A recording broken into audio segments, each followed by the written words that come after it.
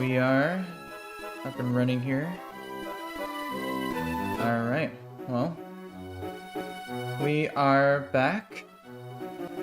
Back again with some more of our Pokemon Run&Bun hardcore Nuzlocke attempt. Returning back after a little bit. Was a little bit busy this past week, but yeah, we're picking up towards the final stages of our run. Very, very close to challenging the Elite Four. We're just right now doing some of the optional fights to get some certain items. The last stream we did the first 4 out of the 8 that we're going to be doing in Route 123. And today, hopefully, we can finish up the last 4. And those are the only optionals that I plan on doing. So after that, if we can get those done today, I can go ahead and schedule when I'll be tackling the Elite Four. So, yeah, that's what we're hopefully can get done today. There are some pretty tricky fights that we have left out of the 4. This first one here is a pretty scary double battle with the twins here. This fight was giving me some trouble in the calcs, but I think we have a good plan for it. So yeah, why don't we go ahead and head on over there.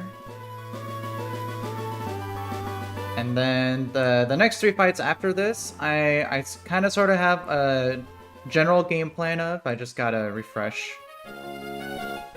But this one is definitely the scariest out of the next 4 that I'll be doing, so. If we can get past this first one, I'll feel a lot more at ease. But the game plan I have here should work out based on what I know about the fake out AI and how it should work for this game. So yeah, we left off over here, so we have these 2. So let me go ahead and save.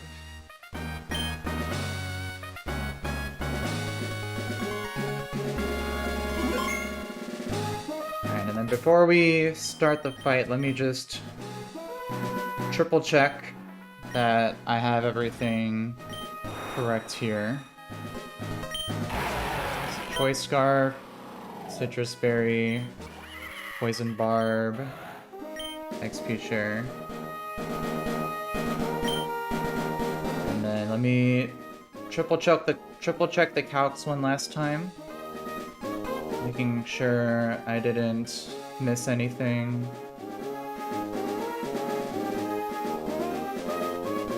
Speed boost.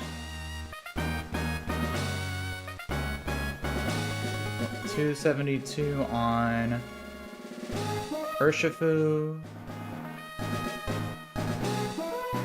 Should have 117 on Aerodactyl.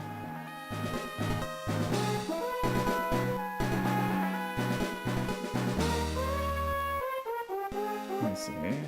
Let me just double check one thing here. Yeah, they have the same base HP. 230 for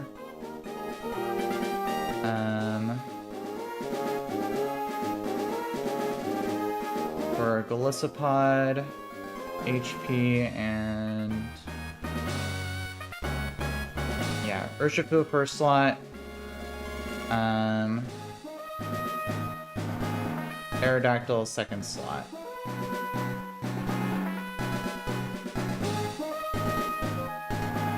Alright. I think this is good.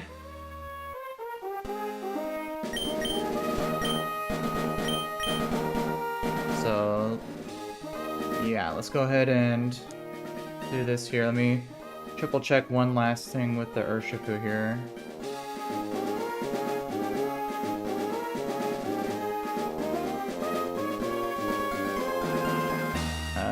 Yeah.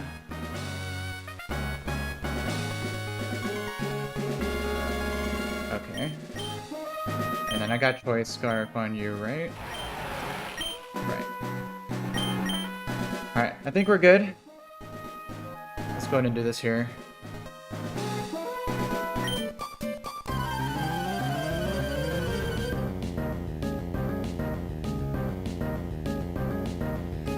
Alright, twins Miyu and Yuki would like to fight. Alright, so this is a true double battle, meaning that you can't just take out one of the sides and make it a 2v1. You have to deal with the full 6 team. The lead here is a Sharpedo with a Focus Sash and Destiny Bond with Speed Boost. And then Marowak with Lightning Rod ability and Stealth Rocks that I want to set up. So, very simply, first turn, all we're going to do is Wicked Blow one-shots this Marowak. And the Marowak does have Protect, but because of the Unseen Fist ability from Urshifu, it doesn't matter. So we outspeed a one-shot with a Wicked Blow. And then Mega Aerodactyl, Dual Wing Beat, can one-shot the Sharpedo through its Focus Sash since it's going to hit twice. So we'll start off with getting the double KO here.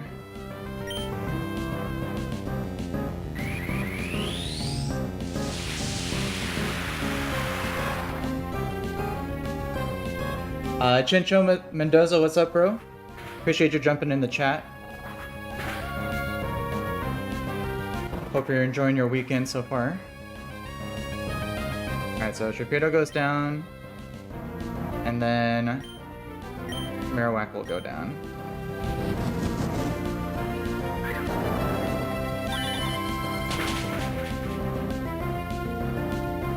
Alright, perfect. So the first two go down. And then with the HP that my Urshifu and Aerodactyl are currently at, this should always be baiting in both Gothitelle and Toxicroak to come in next. So we should see those two hopefully come in here. So we should see Toxicroak, perfect, and Gothitelle, perfect. Yeah, so these two come in because at the HP that my Mons are at, they both see killing rolls into both of them. However, both of these guys have Fake Out, and Gothitelle sees that Urshifu one-shots it, and Toxicroak also sees that my Aerodactyl one-shots it. So the AI is basically just forced because they see that they're gonna get KO'd this turn. They're forced to Fake Out the side that is gonna KO them. So on this turn, basically Gothitelle is forced to Fake Out Urshifu, and Toxicroak is forced to Fake Out Aerodactyl. So we can just go for any move here, but we'll both get faked out, so we'll just waste a turn doing that. Yeah, Fake Out. We get Poison Touch, which should be fine here. Yeah, and then another Fake Out.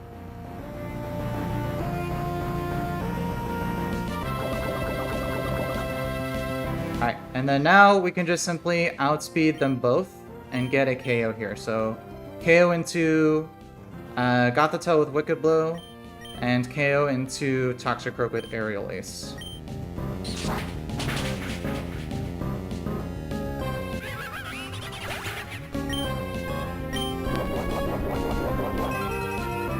And we'll see a wider glitch here.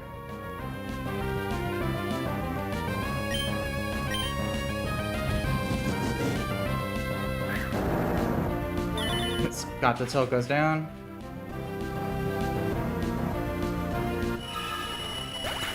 Yo, what's up, Chris? Good to see you, bro. It's been a while. Good to see you popping back in again. Hope you've been doing well. Good to see you again. Alright, so now this just leaves both a Grand Bowl and a and an Arcanine Hisui.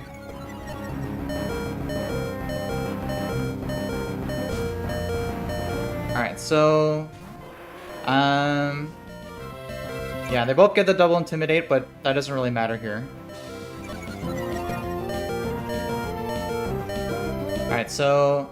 at this point, I need to double check what moves they're gonna go for, because I didn't anticipate 2 turns of poison on my Aerodactyl. Let's see, I'm at 30 HP on it, so let me see.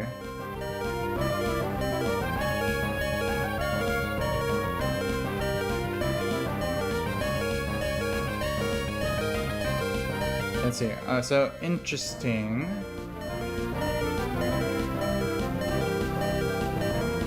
So... let me see.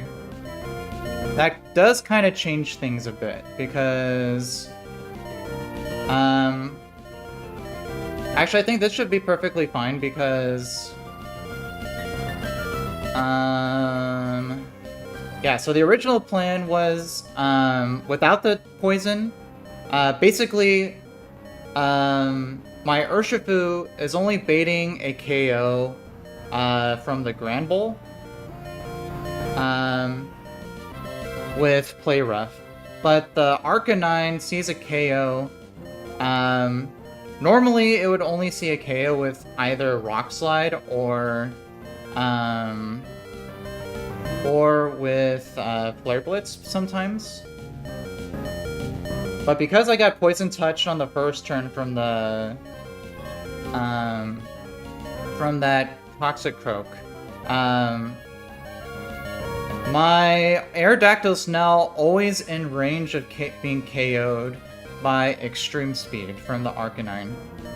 And since I'm faster than it, it should be always guaranteed to go for Extreme Speed, since it'll see Extreme Speed as a fast KO, and the other moves as being a slow KO.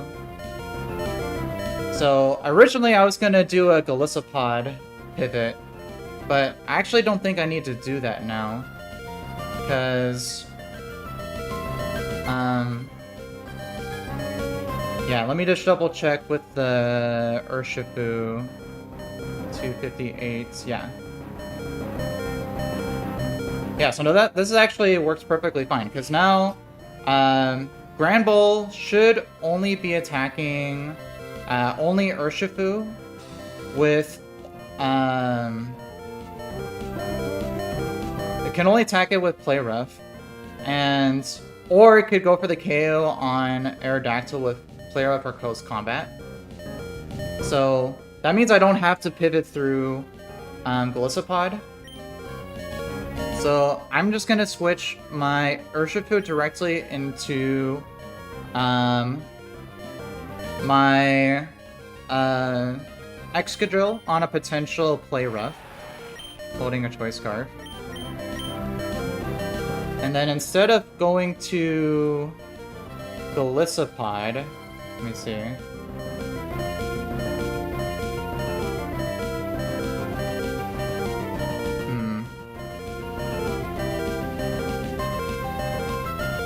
Well, actually,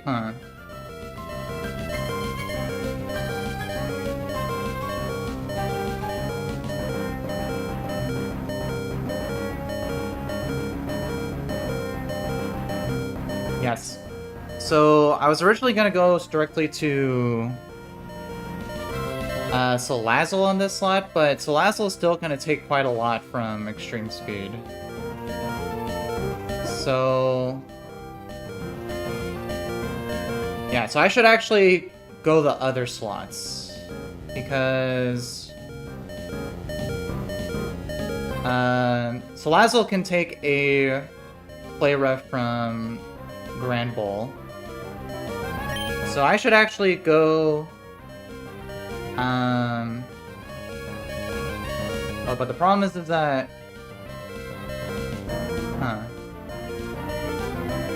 problem is that Grand Bowl could also go for Close Combat into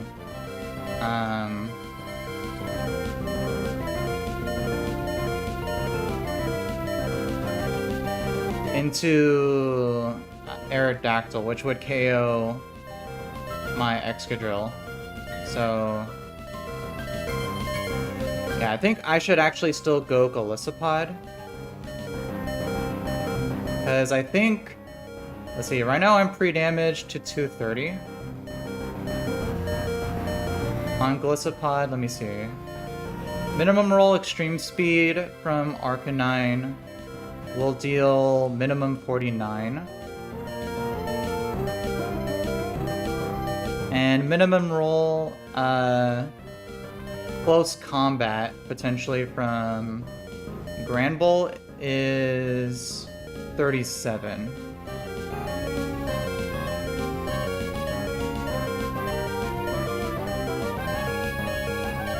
So that wouldn't proc emergency exit if that happens.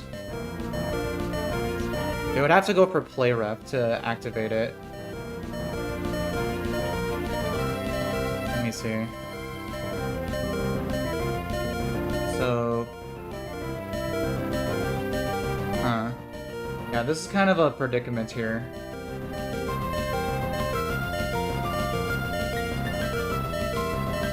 Let me see. Yeah, the random move from Granbull is the potential scary part here.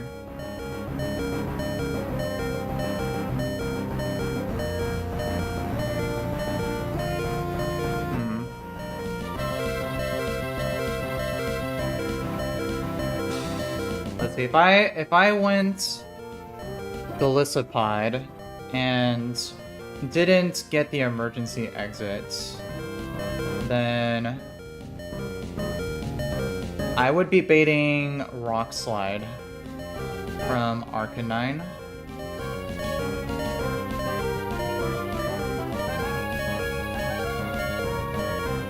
And Granbull would be going for close combat into Excadrill.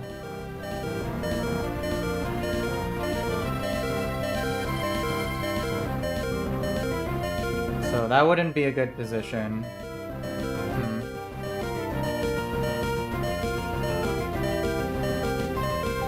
Chencho, appreciate the follow, bro. Much appreciated, brother. D-Town, how's it going? Appreciate you dropping in the chat. Hope you're having a good day today so far. I'm playing Pokemon Run&Bun. Considered one of the hardest ROM hacks for any Pokemon game. Let me see, Chris, what's the mod that lets you fight any Pokemon of your choice? I'm not sure exactly what you're referring to. I mean, there's a lot of ROM hacks let you use custom mons. Like, this game has updated to Gen 8.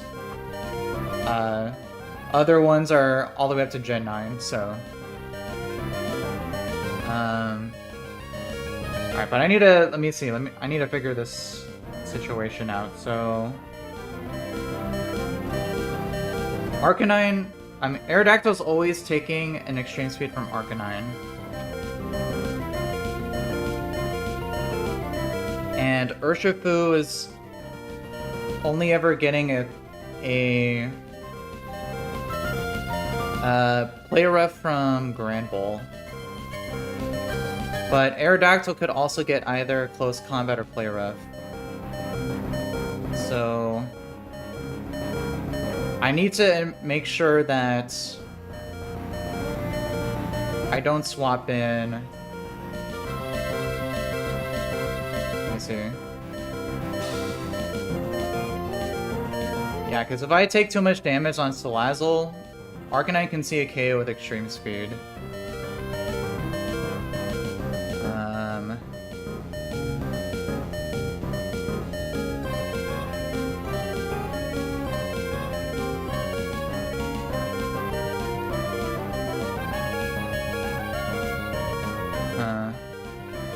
Let's see. What if I swap Urshifu for Salazzle, and then went Golisopod.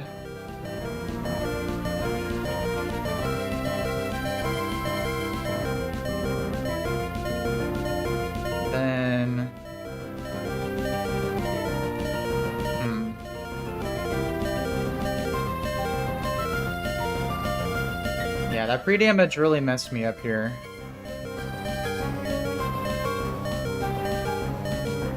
Let me see, I also have Latias in my party. Could I switch her in, potentially? Let me see.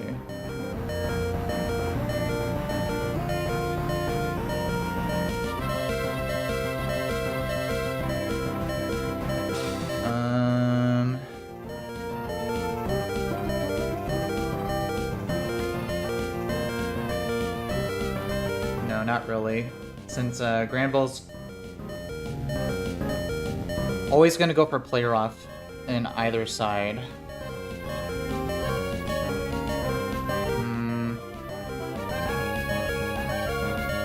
Yeah, I can't. So I can't swap. I can't swap Salazzle onto an extreme speed. I mean, I guess I could, but I would need to dodge crit.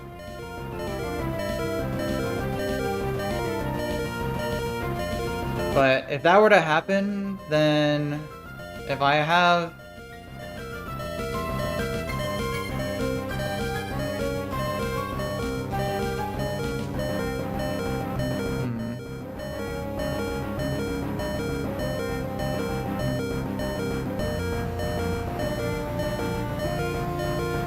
Yeah, the problem is that if Salazzle got crit, then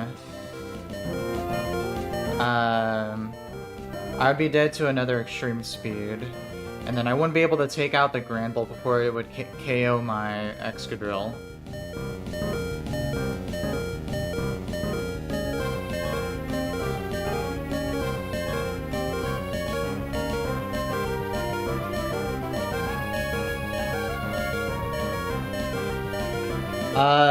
Well, in this game, it's Cashier. What's up, bro? This ROM hack is so hard that it's almost impossible to beat it without looking at their team. The game is designed to do that, so.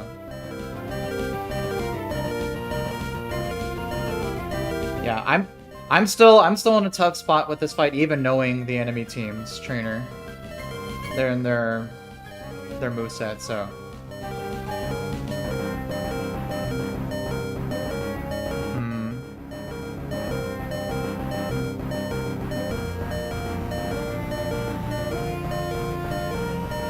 Yeah, I think the best play here would probably be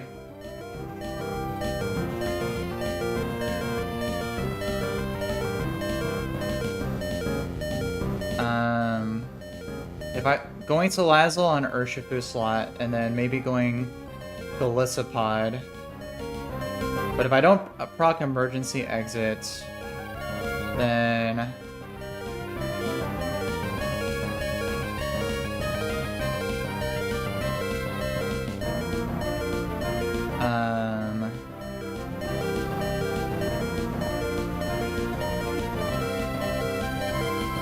Arcanine would always see a KO with Rock Slide from Salazzle, but I would still be able to outspeed and KO the Granbull before it got KO'd.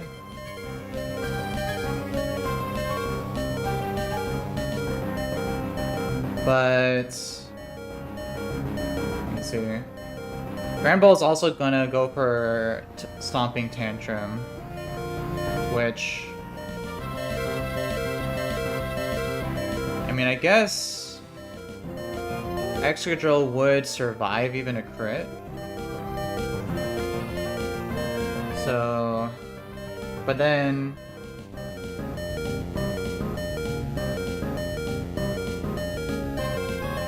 yeah, I think that's probably the best out here. Because if it's E-Speed and close combat into Golisopod, then Arcanine should be guaranteed always to go for a Rock Slide that turn. I can get the KO on...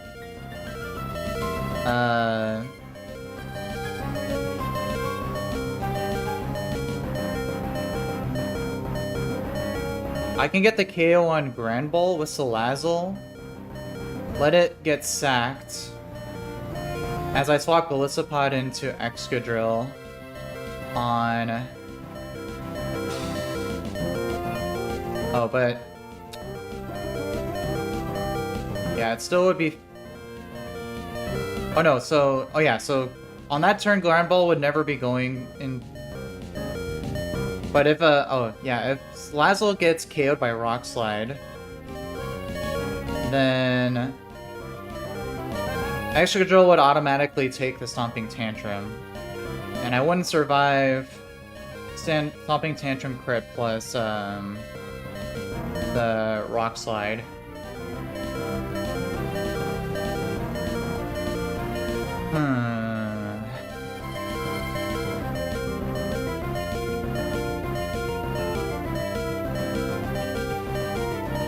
But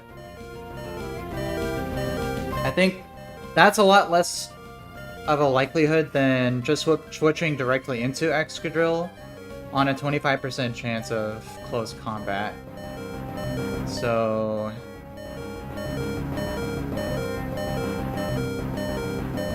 yeah, I think that's gonna have to be the play here.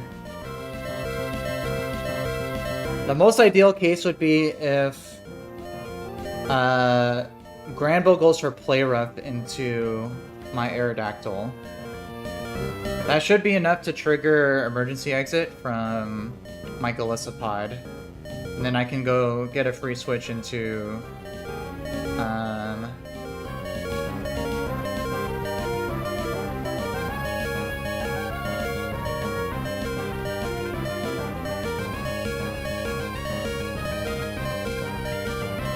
into my Excadrill. Yeah, so let me double check that here. I could also just sack Latias. I don't plan on using Latias in the next battles. But...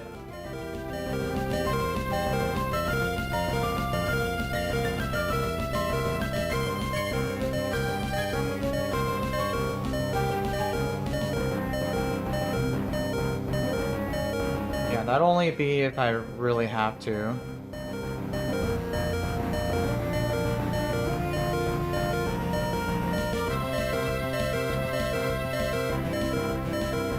Yeah, but I think that's probably the best play here.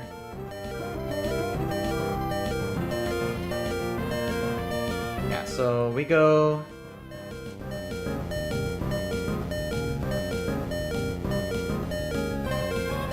go to Salazzle on Urshifu and go to Golisopod on...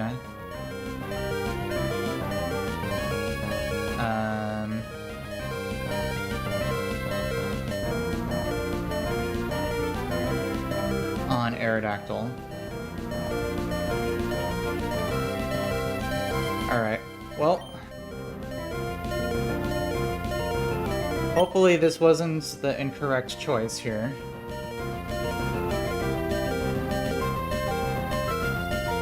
So we'll go Salazzle, and we'll go Golisopod. And hopefully Golisopod will take a Play Rough from the Granbull here.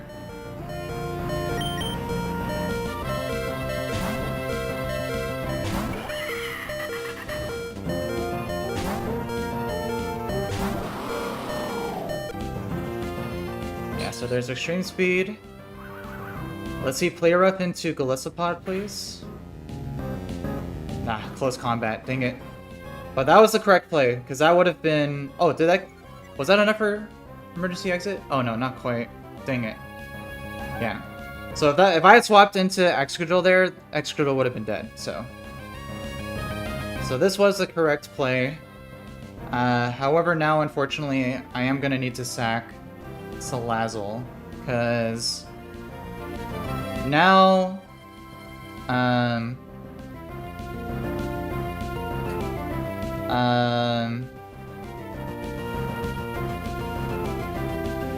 yeah, Arcanine sees a guaranteed fast KO into Arcanine with Rock Slide, so it's guaranteed to go for that. And Granbull is gonna go for Stomping Tantrum KO into my Salazzle. Yeah, so I think the play here is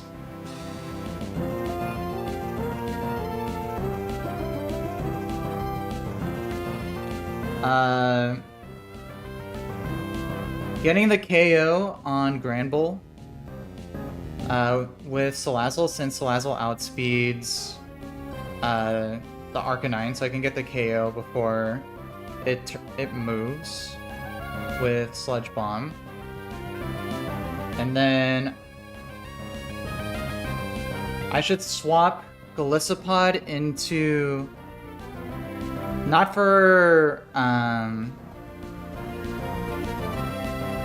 I could actually swap into Latias to take both the Rock Slide, and then I can levitate over the incoming Stomping Tantrum. And then after Salazzle gets KO'd, I can swap Excadrill in and then outspeed and KO Arcanine with high horsepower. Yeah, so unfortunately, Shakira, I'm gonna have to say goodbye to you. You've been super clutch this whole game with your Toxic. So, really unfortunate, but you'll get one more KO before you go. So, Granbull goes down, and we'll swap Golisopod in for Latias here.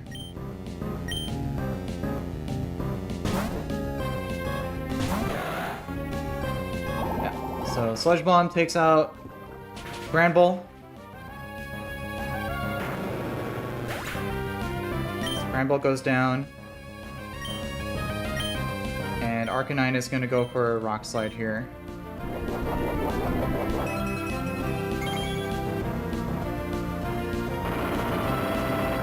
Alright. See you later, Shakira. Rest in peace. And then now we can just go bring in Excadrill for free. And with a Choice Scarf, we can outspeed and one-shot with horsepower. And I can just protect with Latias.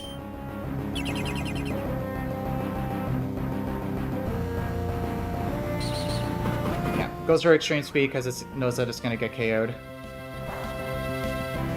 Yep, there's the critical hit I was talking about. Alright. Didn't go very smoothly, but we played through outs and we made it through. And that was definitely the scariest fight that we had left, so we will take it.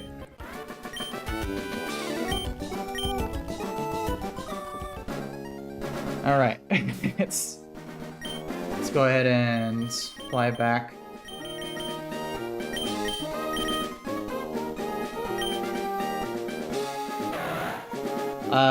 Grayson Lester, what's up, bro? Appreciate you dropping in the chat. Hope you're enjoying your weekend so far.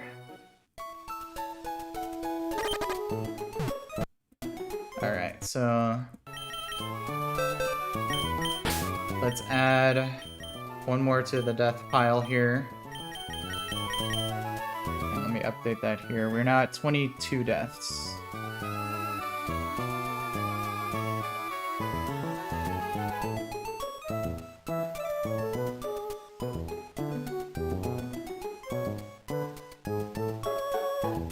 So, overall still perfectly fine. We only have 3 more fights left to do before the Elite Four, so sacks at this point are inconsequential as long as they're not the ones that I plan on using for the Elite Four, so yeah. So let's go ahead and take a look at the next fight. So the fights after this one should be not as complicated. There are still a couple double battles though, but they're not true ones like the last one was. We can take down one side and make it a 1v1. So yeah, and I think for the next one here, my game plan is to... I'm already intending on doing this for the Elite Four, but using 3 of my remaining heart scales to change Urshifu's nature to adamant. Because if I do that, that'll allow me to outspeed the Metacham on this fight.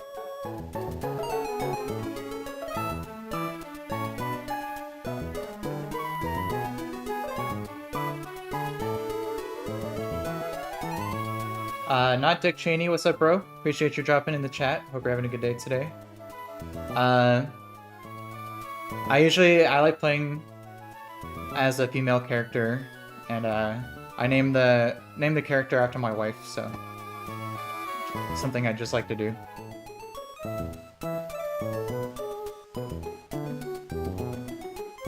All right, let's see. Next fight. So we're not doing the Mega Caesar fight because we don't have one, and we don't need to. So we're gonna do the fight after that, which is this rain fight here. So yeah, Adamant Urshifu can just outspeed and one-shot all these guys here.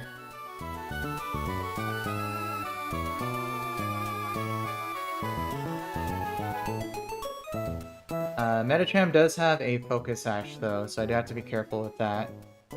And then Pelipper here doesn't have a Focus Sash, so I can just get the KO with a Volt Switch on it.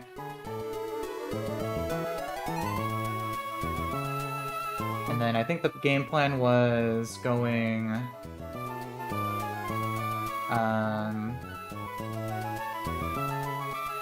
Starmie? With the Expert Belt. Because Expert Belt Ice Beam can always one-shot Tropius, and... Let me see.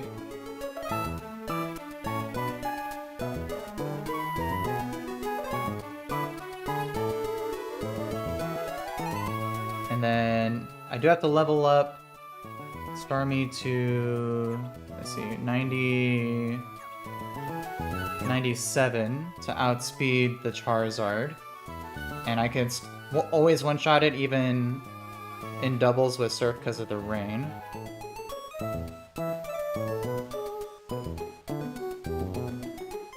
And then the Surf will also allow me to, since the Metacham is holding a Focus Sash, I can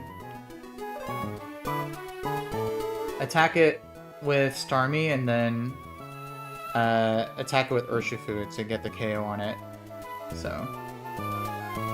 and I double check this. My Urshifu should always live in a Surf crit from my Starmie, so let me double check that here.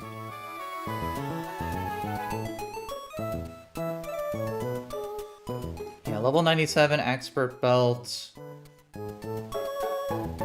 in doubles. In doubles, yeah, crit would never KO. So...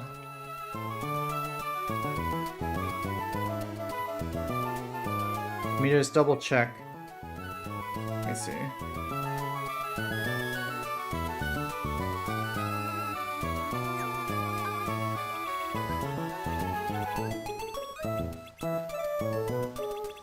Take, reduce damage from Surf in a double battle.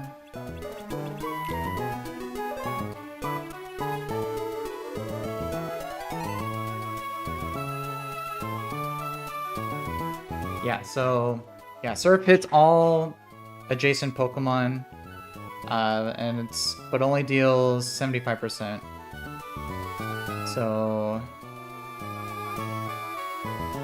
Yeah. This should be perfectly fine. And I don't believe there's any bug in this game in regards to spread damage. I mean, at least in this area. Let me just double check. There's a big aspect. So spread bugs. If AI slot 2 is alone and the field uses spread move, this move will deal single target damage to both player Pokemon. Target one side is alone. Player's spread moves will still deal double damage.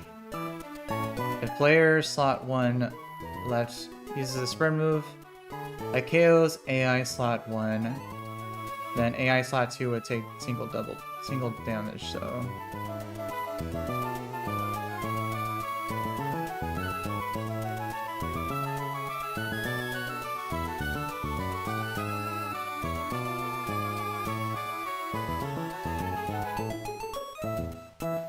Let's see, if player slot 2 uses a spread move that would also hit your ally, the spread bug will not activate, regardless of whether you KO.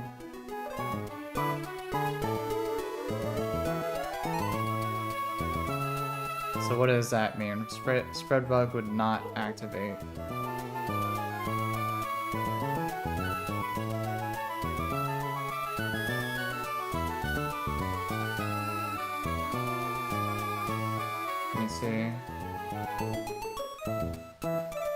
Yes, I think there are some caveats with which side in the double battle you use the spread move on. So let me see. If player slot 1 uses a spread move that KOs AI slot 1, then AI slot 2 will take single target damage. In this case, your partner will take normal reduced double damage, except if the move uses explosion. If player slot 2 on the right uses a spread move that does not hit its ally,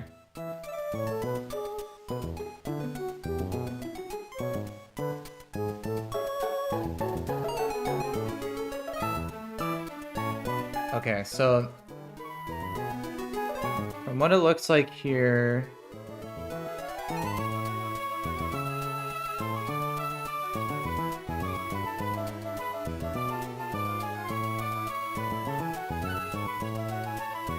this looks a little confusing.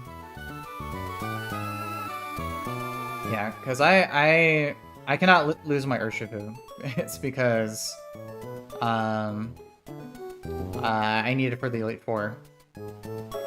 So I can't risk the spread damage not working and then losing my Urshifu to a Surf crit. So let me actually see if there's someone else I could use.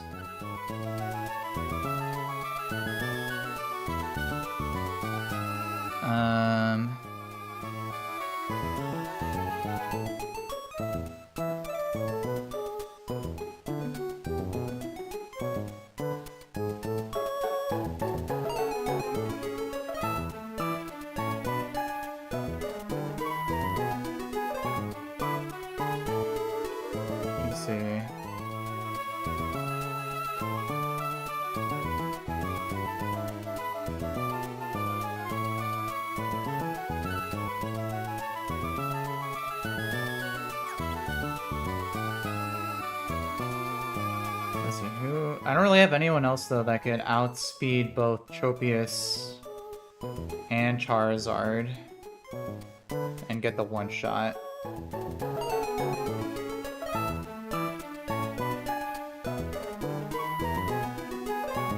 Maybe... No, that won't work.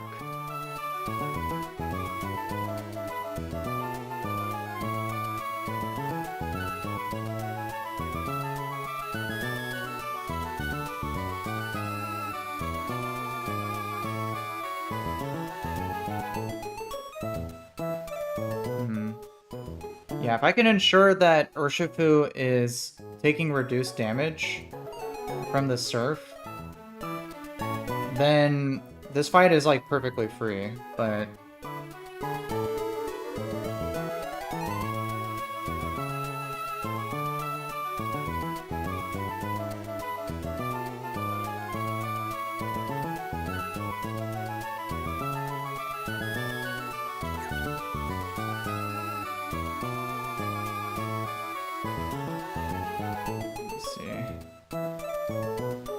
Yeah, because I need Starmie in the slot with Wordeer so I could bait Metagross on the second turn. Let me see.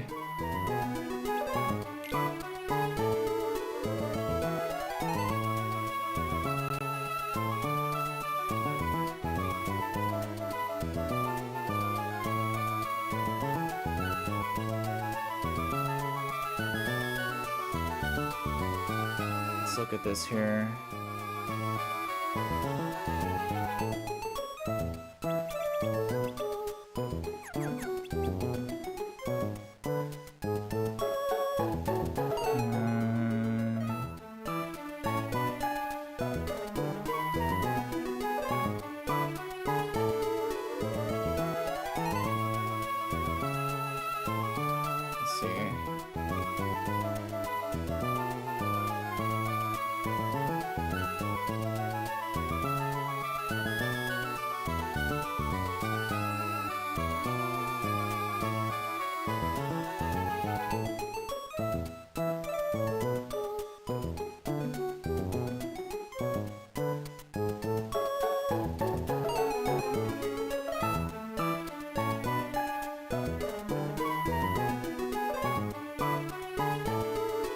So actually, there could be a different plan I could do here.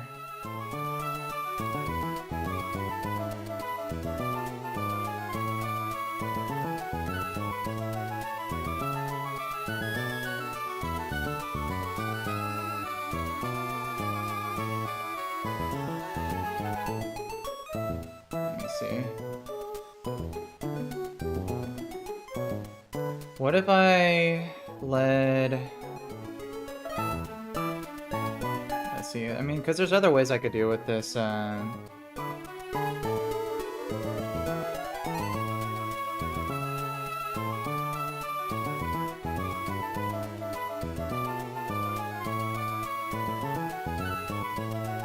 what if I taught Thunder to Thundurus?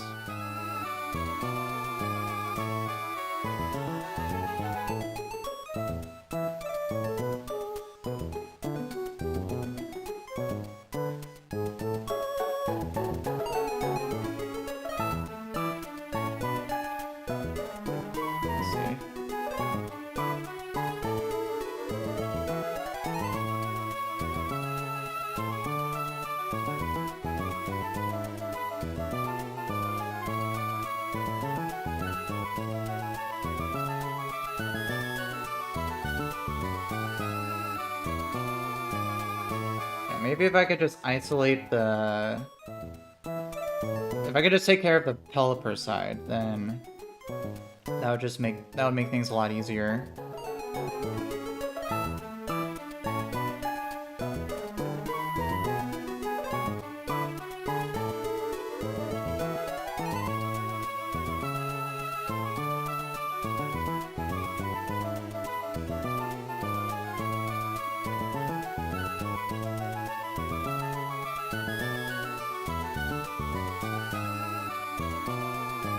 Maybe I could go, like...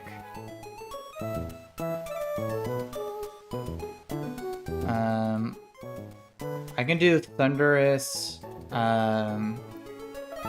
Togelead. And...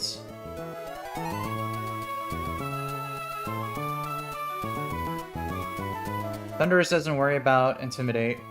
And we don't bait any KOs from it. But Weirder always sees a KO with Earthquake.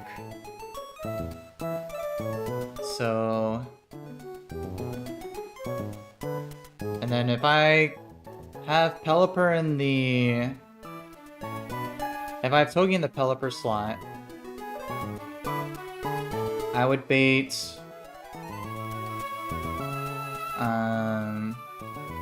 I would bait Charizard first for a fast KO, and then I can outspeed and KO that with a Thunderbolt as well.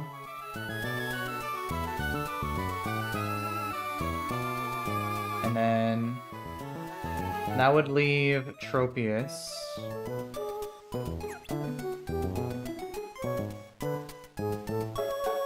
Which, let me see.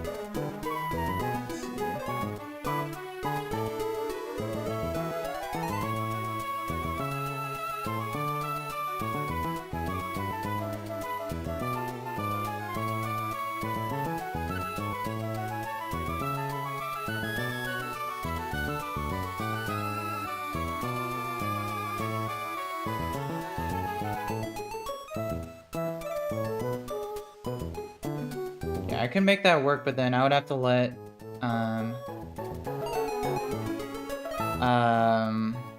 would have to let Tropius set up a Tailwind.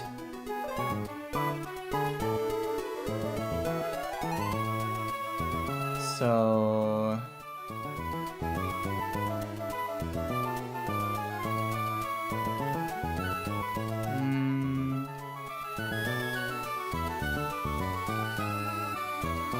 Let's see, if I go with the Starmie strategy, Starmie would be slot 1.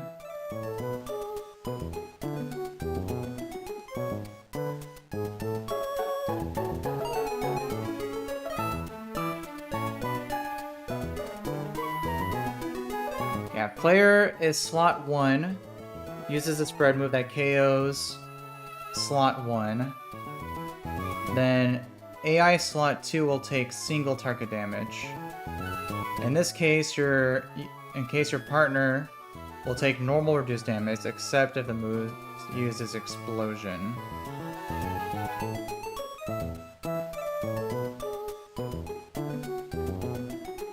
I think that should work in this case because the Charizard will also be in slot 1. And the Surf would KO it. So if the bug list here...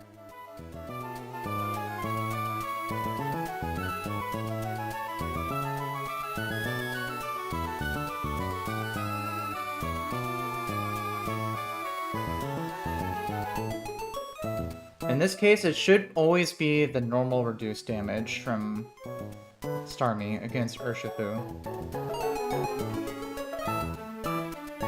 So I think it should work. As long as Starmie's in slot 1.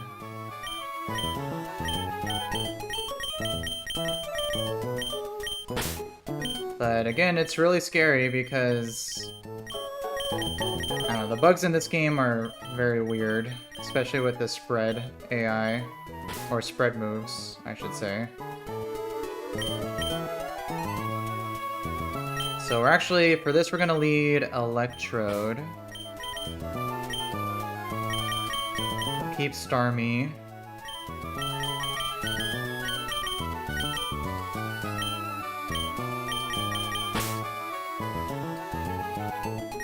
Bring Cradily just in case of a need for a random sack, I guess.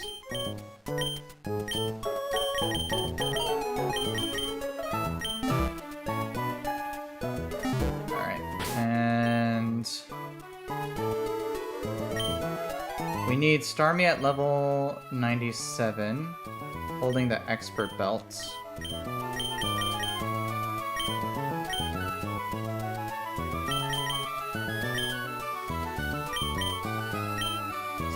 double check that here.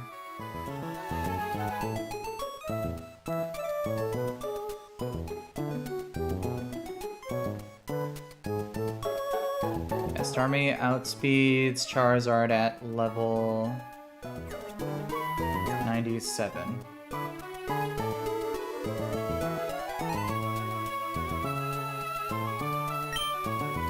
So let's see here. Level 97.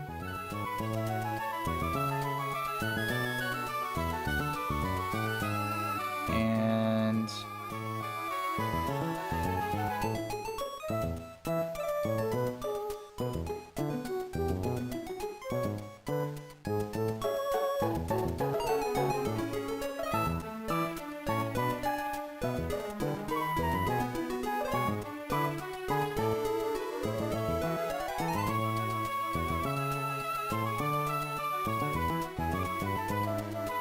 let's see.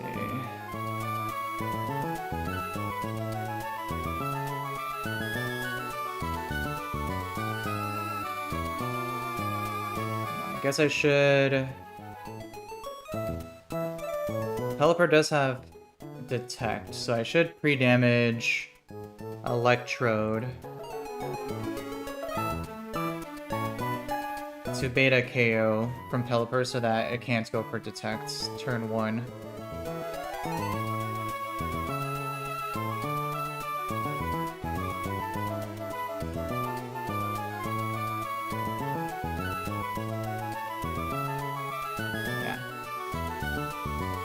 Starmie should always bait... actually, so in this case, Starmie in slot 1 would bait... Okay, so Starmie would bait Tropius, but... Medicham... Urshifu would bait Medicham. So that wouldn't be good, because that's the turn that I need to KO.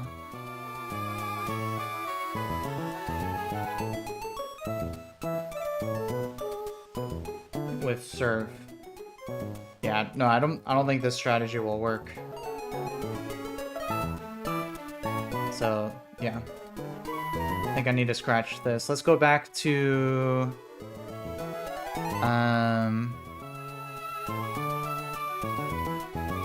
let's go back to using Thundurus and Togi.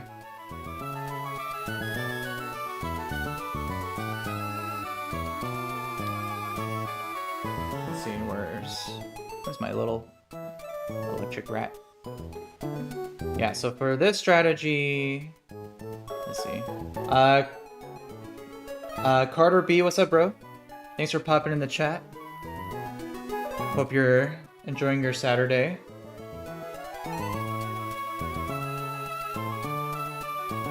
Alright, so if I do lead Togi with Thundurus,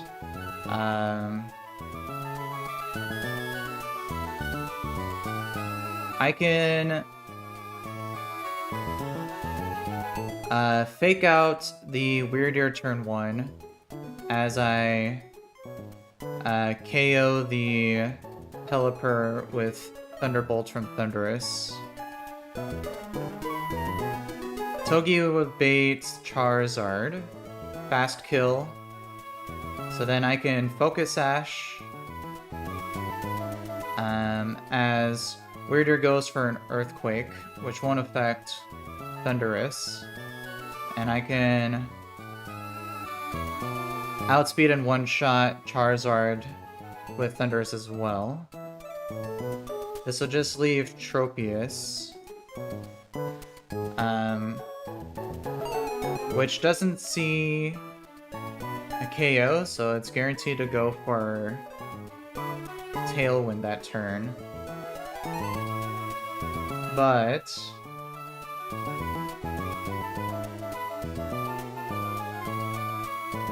I could do a double swap.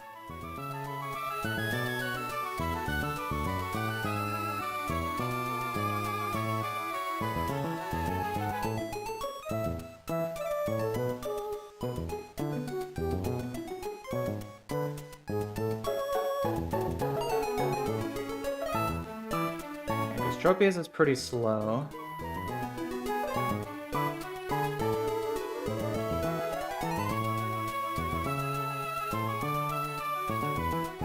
So even if they have Tailwind,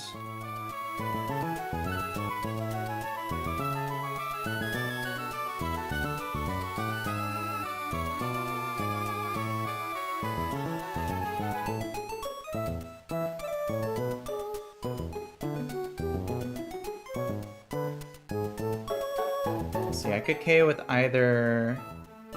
Let me see. Let's see. Well, Aerodactyl doesn't work because of the Citrus Berry it has. But let me see.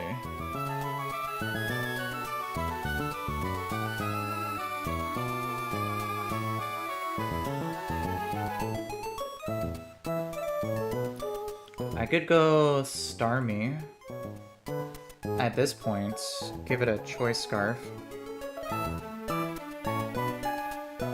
But does it kill at 99? Not guaranteed. Okay, so that doesn't work. Beedrill would work.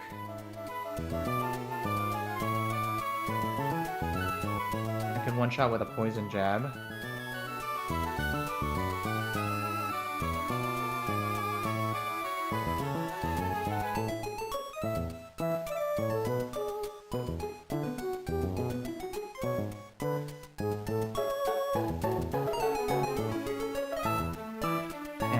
I can just kill Weirdeer with a Sucker Punch from Urshifu.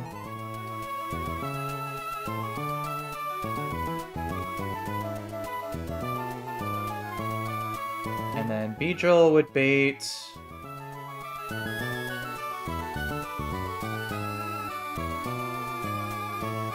a fast kill in Tailwind from Metagross. Never sees a KO into Urshifu. So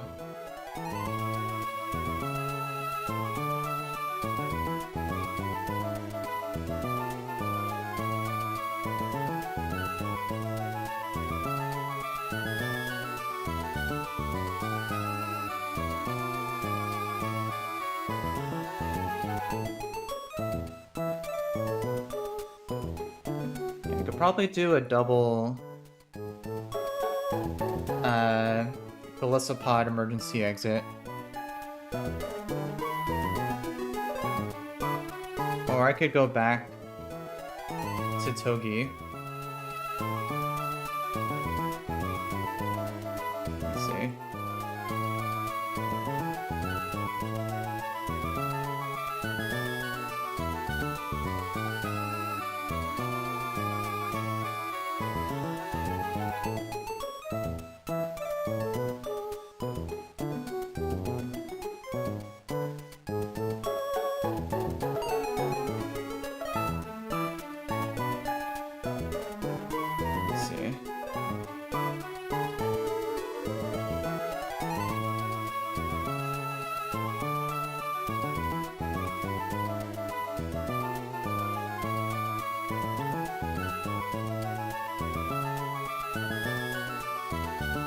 Black glasses.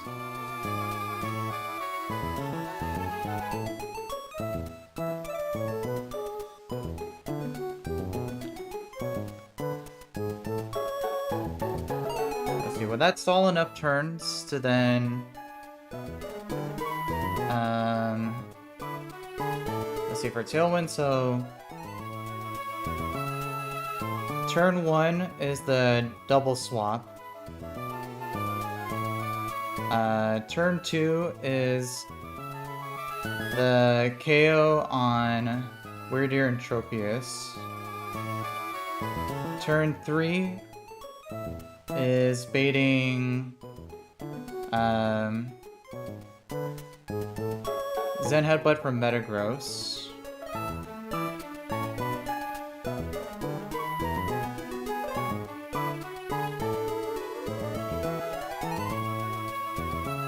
Yeah, so...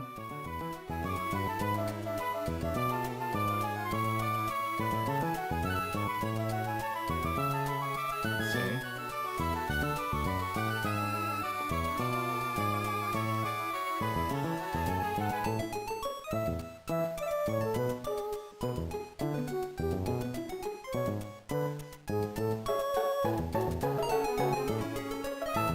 Because I could KO...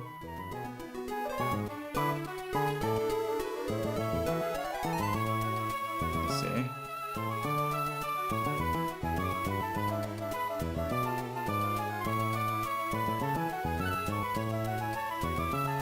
I could KO Metachan with 2 Sucker Punches. And I could, if I bring in Togi, I can fake it out. So even if Tail wins up, I should be able to always KO it.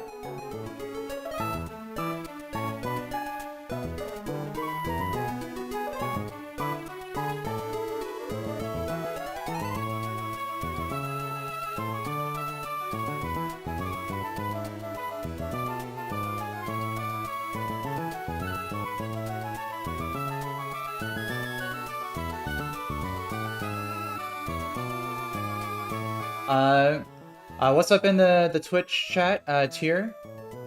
Appreciate you dropping in. Appreciate the comment, bro. Hope you're having a good weekend so far. Yeah, appreciate that. I'm trying to figure out these last few fights I gotta do for my optionals here. So appreciate the vote of confidence there. Alexander, yeah, I do have a little kitty right there. She's resting right there. There's actually another one, but probably somewhere else right now.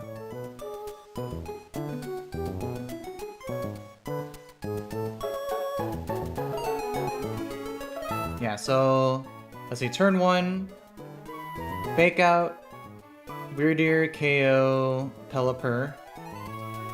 Bait Charizard, turn 2, Spiky Shield, with Togi, KO Charizard with Thundurus. Bait out Tropius, turn 3, swap Togi for Urshifu, and Thundurus for Golisopod on an incoming Earthquake to emergency exit into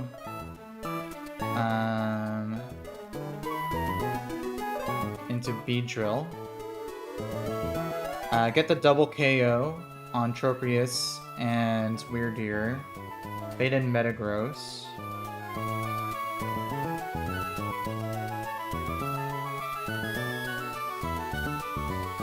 We could probably get a second emergency exit.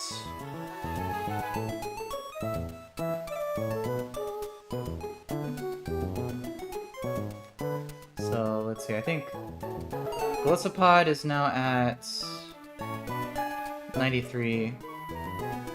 So let me adjust that here.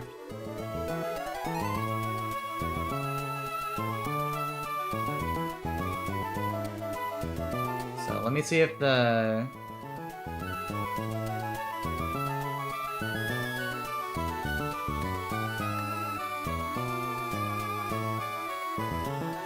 Tier, yeah, I did in the last fight, just one of the twins fights, I ended up having to sack my Salazzle, because I underestimated having 2 turns of poison from Poison Touch,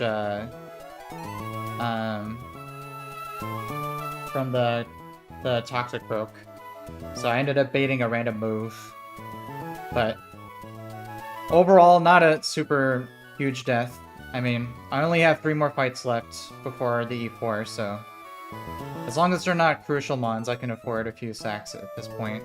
Ideally, I wouldn't have to, but yeah. Alright, so let's see if I can pull up the double emergency exit here. So, Weirdeer, Mineral. We're at 262 at level 95, so...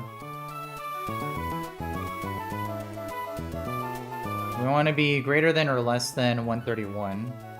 So 131 x minus, let's see, earthquake deals 26 minimum in doubles on Golisopod. Must be less than 131.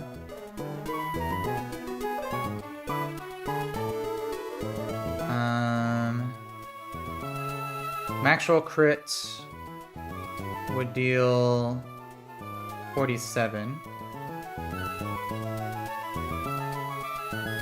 So x minus 47 plus... Citrus Berry would heal at this HP 65. So plus 65.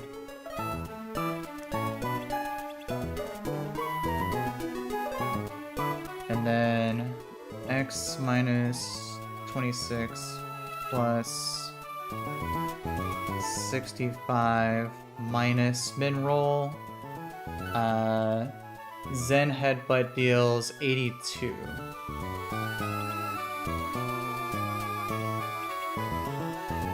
Okay, so this is, so we can get 2 emergency exits off here.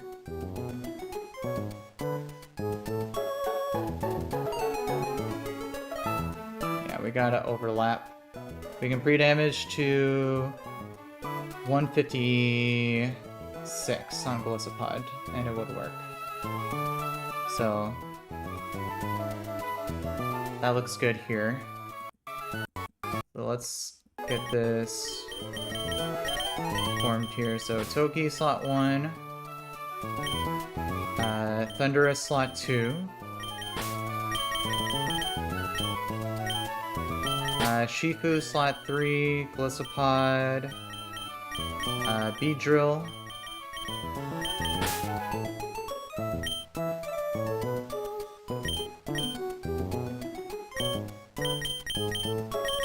and then I think that's it. I can just keep Greydilly as a potential sack if needed.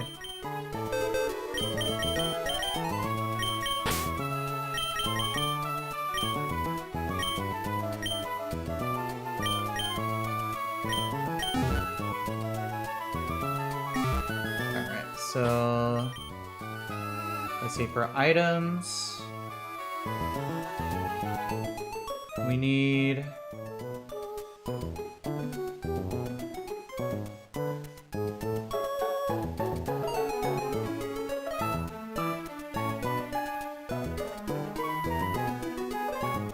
magnet for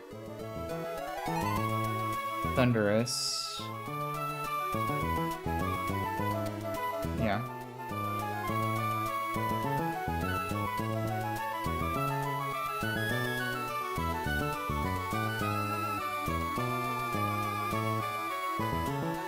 So let's get that here.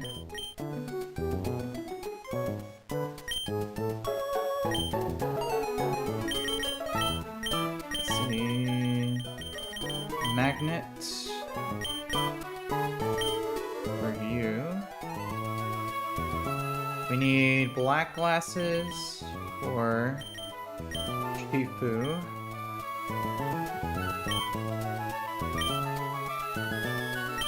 Still need Citrus Berry on you.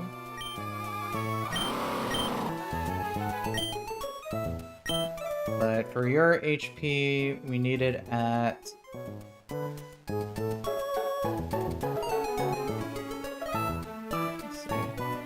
156. So let's do that here.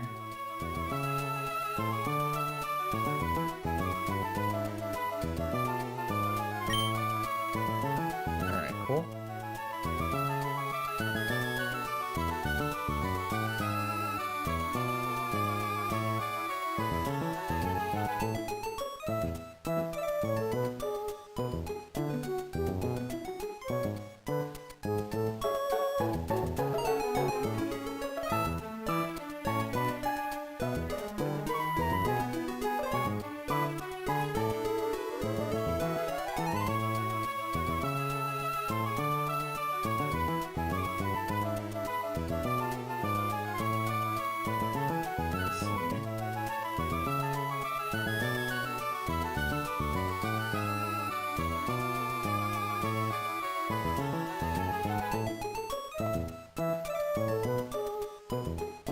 Hexmaniac Kruby.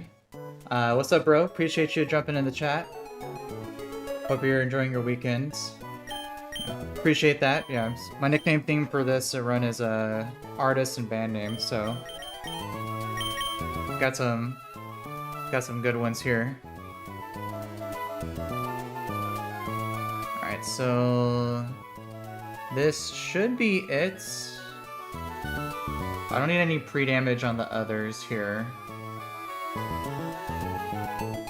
Because Weirder is always only going for Earthquake on Togi.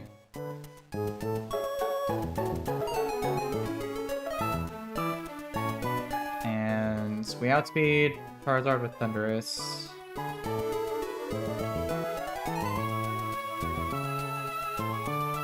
Torpedo's guaranteed. Tailwind, which we outspeed. So then, let's see.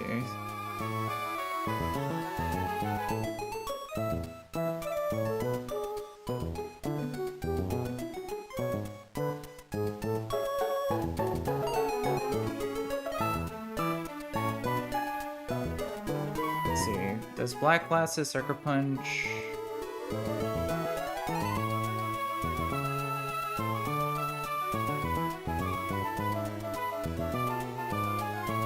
Let's see.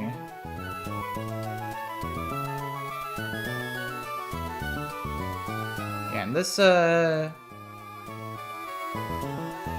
Medicham should be not Inner Focus. It should be Pure Power. Let me triple check that.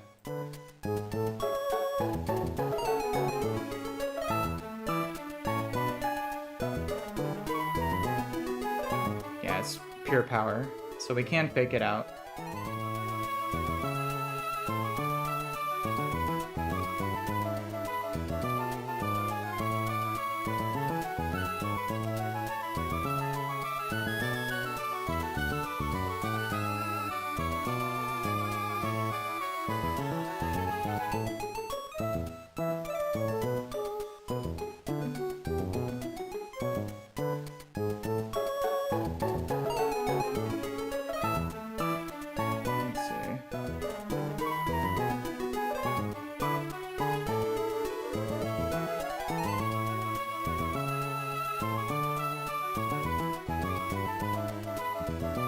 Yeah, it should be...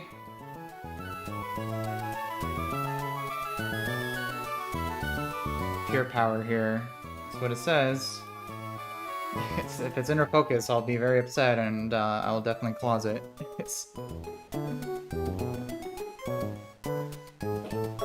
Alright. But I think we're looking good here, so...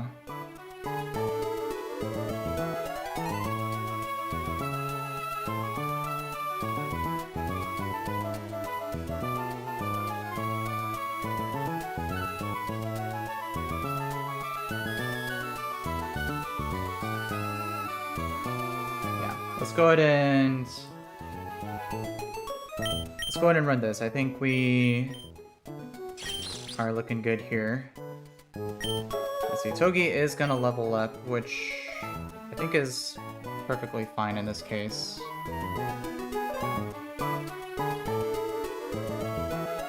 Yeah, because Charizard still is always faster than us. So, let's see, none, Magnet, Black Glasses, Citrus, Vigilite. Alright, let's go ahead and do this here.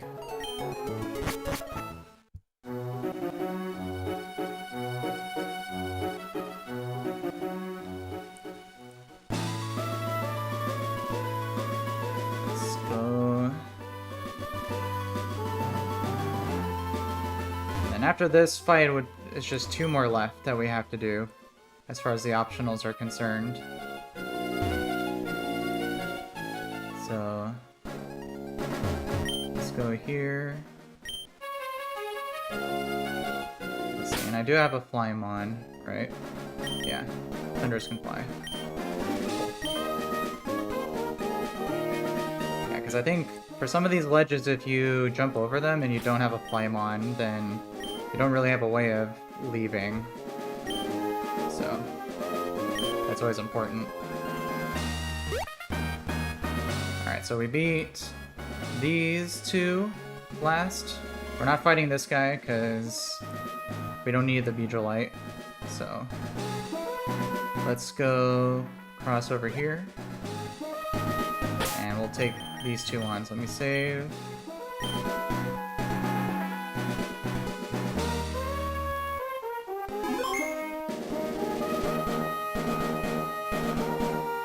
Alright, and then triple check everything here. Magnet, black glasses, 156. Beedrillite. XP share. Alright. Cool. Let's go ahead and do this here.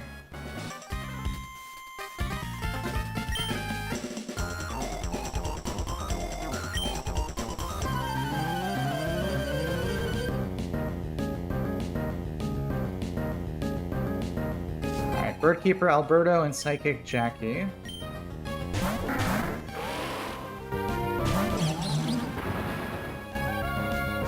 So this is a double battle that's in permanent rain because of the Pelipper. But it's not a true double battle, which means that we can take down one of the sides and make it a 2v1, which is what we're going to do here. So right now, so Weirdeer got off an Intimidate, which doesn't matter. It's a Life Orb as well. And it only sees a KO on Togi with Earthquake. So what we're going to do to start off, we can start with a Fake Out to make Weirder not attack this turn. And then we can outspeed and one-shot this Pelipper with a Thunderbolt.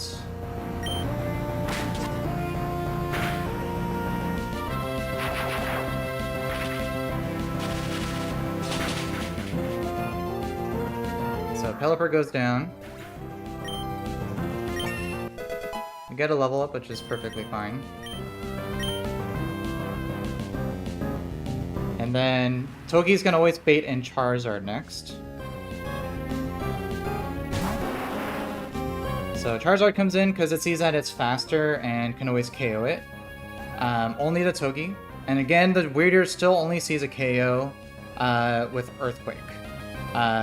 So what I can do is I can Spiky Shield this turn. Protecting me from the Earthquake, and my Thundurus is a flying type, so he won't get hit by the Earthquake as well. And I can outspeed this Charizard and one-shot it with another Magnet-boosted Thunderbolt.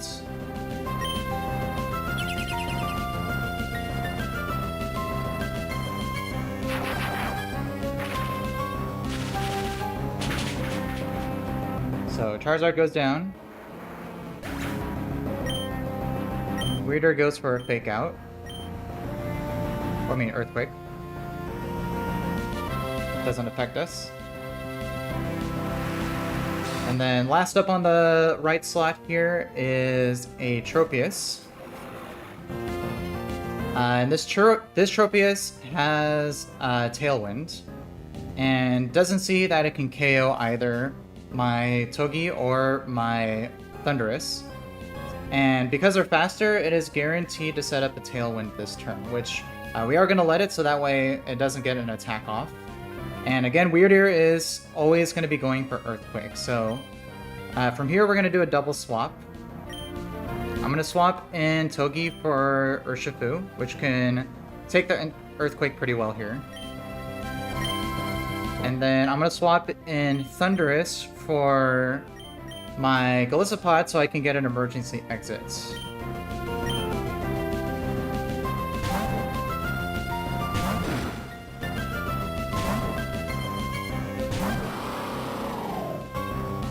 So there's an Earthquake. We'll take that. So we'll be brought below health. Citrus will bring us back above half, and then get our emergency exit. And then we will emergency exit into Beedrill.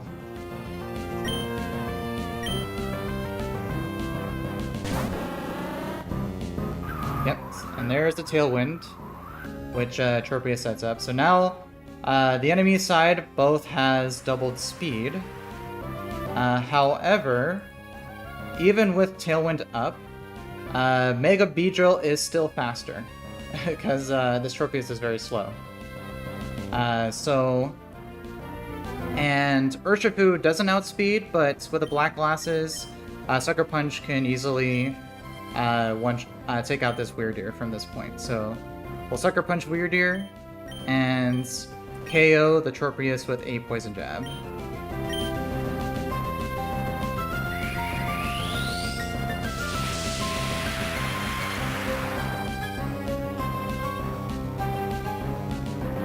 So we Sucker. Weirdeer goes down.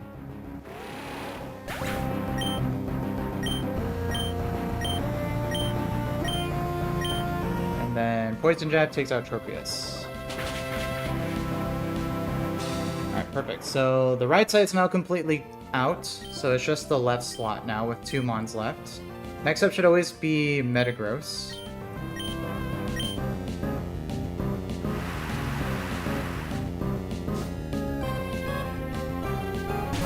Perfect. So Metagross comes in and only is showing a KO to my Beedrill. And it is faster than us in Tailwind, so from here what I can do is, since it's guaranteed to attack, 2 Sucker Punches will always take this thing out. So we'll go for 1 Sucker Punch on this Metagross, and I will swap back to Golisopod to get my second emergency exit off here.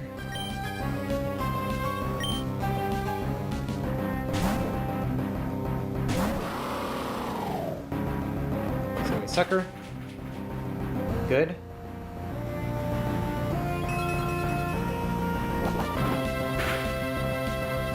We'll get another emergency exit. And then we can go back to Beedrill again on this turn. Because as I'm doing this, I'm also trying to stall out the turns of Tailwind here.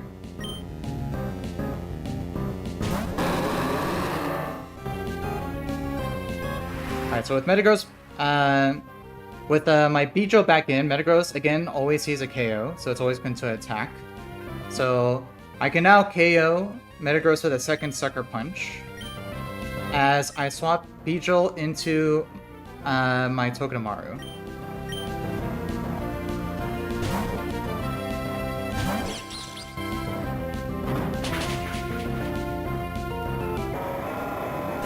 Alright, so Metagross goes down. And Tailwind should peter out this turn. Alright, and then lastly is a Medicham. This thing, the reason why I wanted to bait it out this turn is because it's holding a Focus Sash.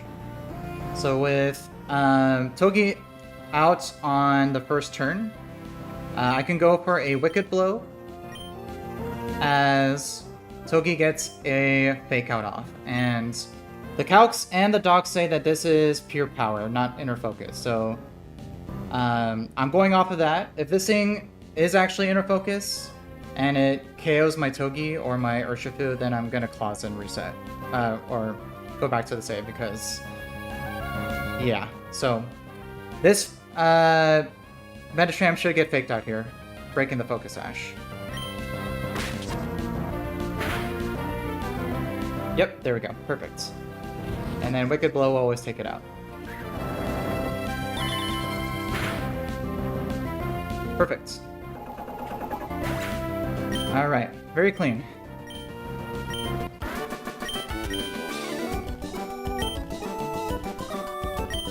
Alright, so now we just got 2 more fights left to do. let's see if we can get those in.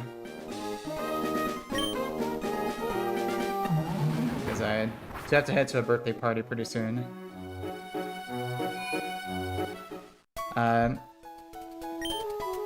Anyone who's tuned in right now watching, appreciate y'all tuning in to watch. Much appreciated. Hope you guys are enjoying your Saturdays.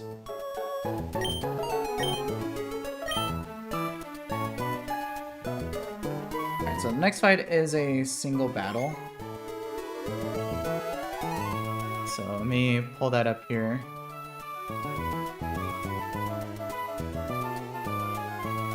And I looked at this one a little bit, but we can take more of a look at it.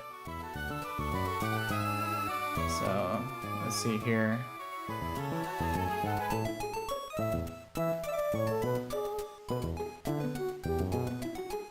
Solo Raider, what's up, bro? What's up in the chat? Appreciate you dropping in. Chillax and feel that. Alright, so let's see. Single battle, not in the rain. Let's see.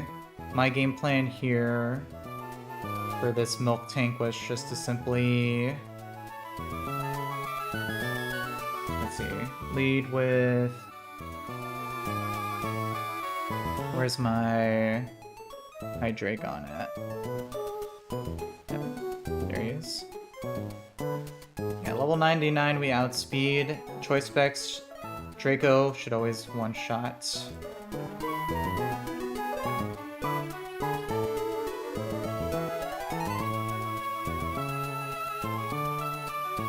Which should always bait. Let's see.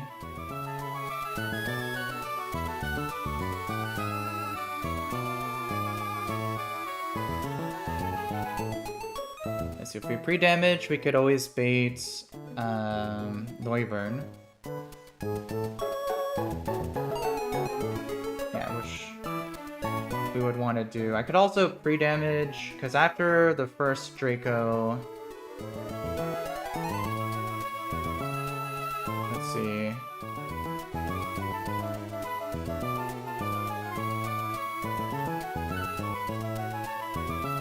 Yeah, I could either pre-damage to bait Noivern, or I could not pre-damage, or I could pre-damage to bait...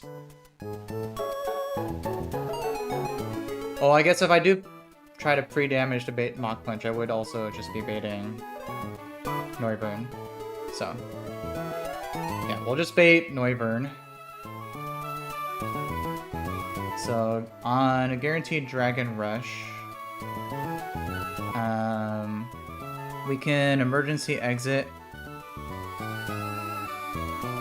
And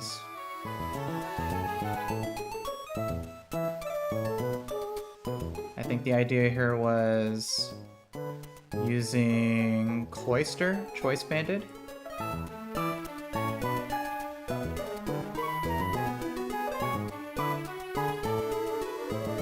Because I always show KO so he can't go for Dragon Dance, and I can always one-shot with an Iceful Spear, or Ice Shard. This would always bait Close Combat Hitmontop,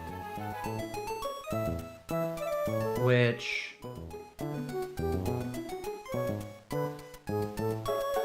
I could use a few things for this.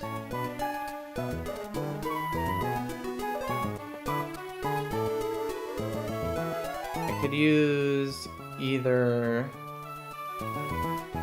Thunderous or Latios.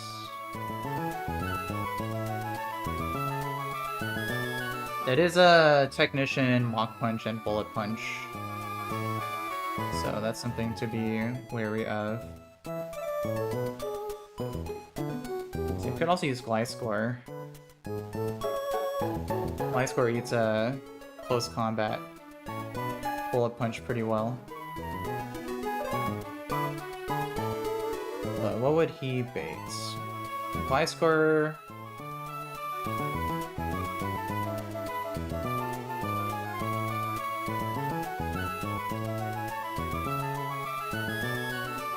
see.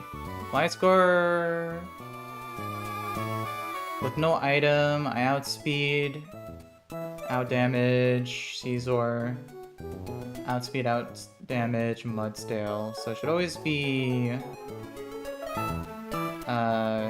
Crocodile. But let's see, I could also just go... I could also probably get another emergency exit too. What if I went to Latias here?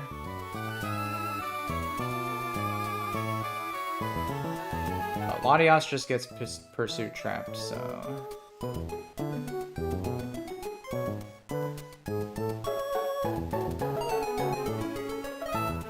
Let's see.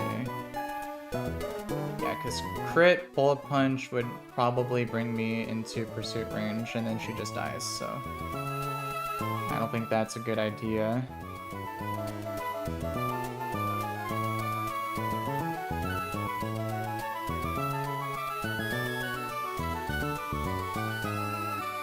I could also go Thunderous. What would Thunderous bait?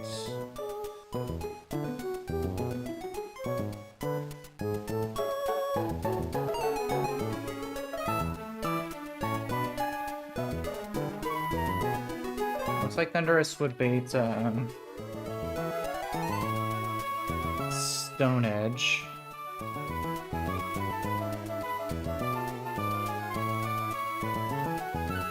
So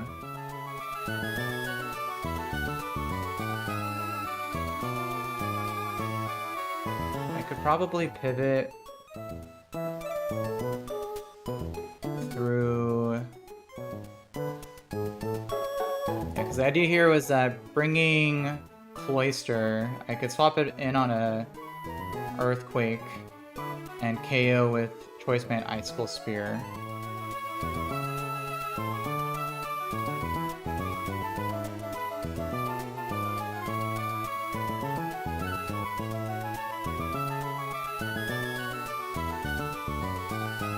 So, yeah, since I don't have any more ground types.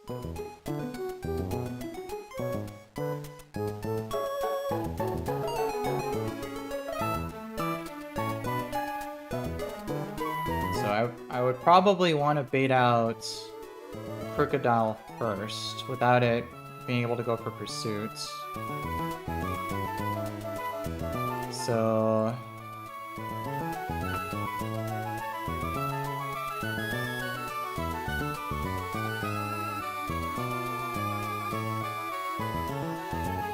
Yeah, if I emergency exit Gliscor in, then I think that would guarantee Crocodile because it's the only thing that's faster, and Pursuit would never, even if it could go for it, it would never KO, and it's always going to go for Aqua Jet or Aqua Tail.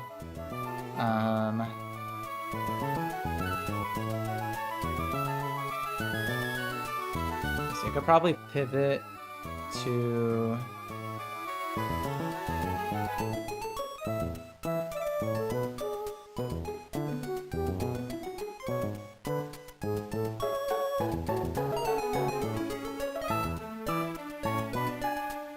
Yeah, I could pivot to Starmie on Aqua Tail, take it out.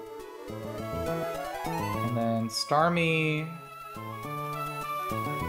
would always bait Bug Bite from Caesar.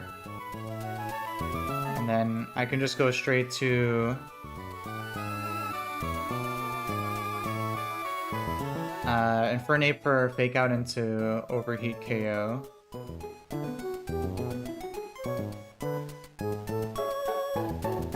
This would just leave, yeah, Mudsdale, which I can then just swap directly back to Cloister for the KO. So yeah, I think this plan looks good here. So let me run through Let's see, specs.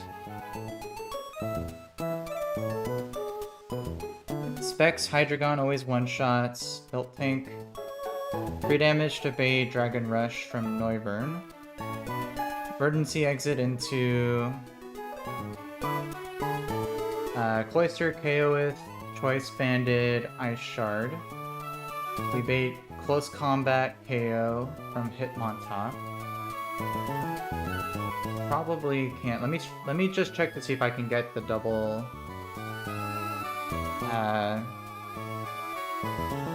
double close combat or double emergency exit for this one. So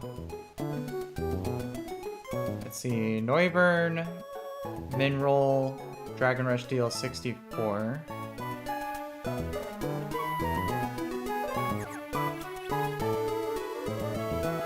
Max roll crit, Dragon Rush deals 114.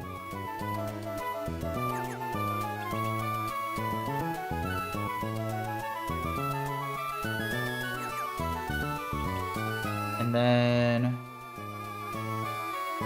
close combat, Minroll deals 65.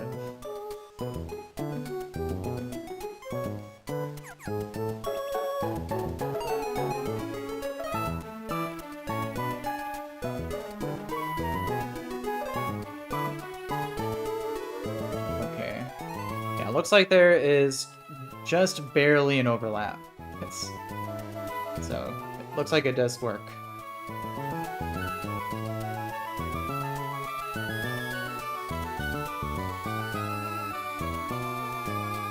So we can just pre-damage to 194. And it'll guarantee that, so... yeah, we can get the double proc, so we can emergency exit into...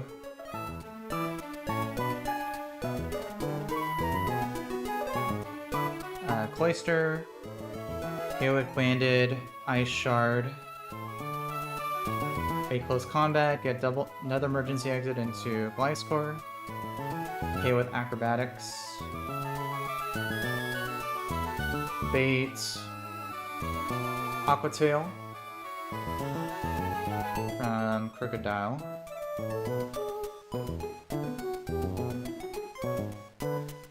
As long as we're not holding an item, it should always be baited, because it's the only thing that is faster.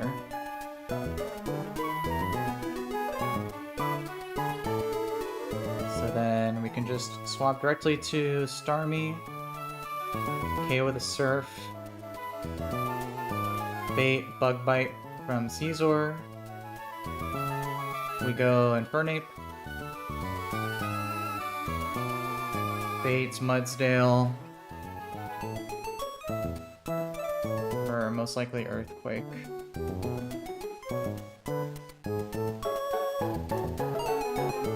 Let's see, I guess it could also sometimes be... let me see. Level 99. Max roll crit, Bug Bite steals 27.2%.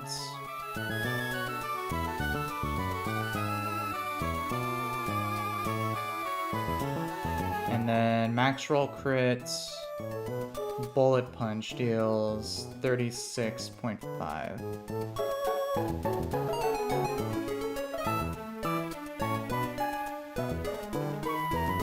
So I could also be in Stone Edge range, but Cloyster also always lives a Stone Edge crit, so it doesn't matter. And this thing is not stamina, it's inner focus, so we can always get the one shot with Icicle Sphere. Alright, yeah, I think this looks good. Let's go ahead and set this up here.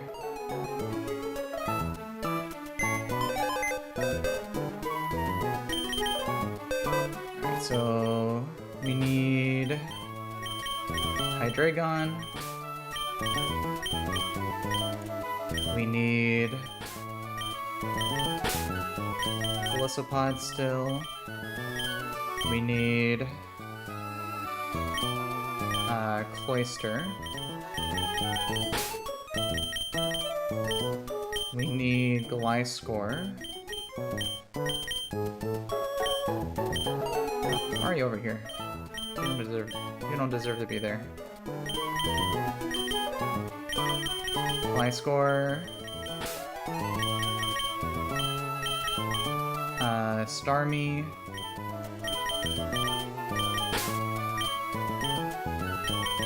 And Infernape.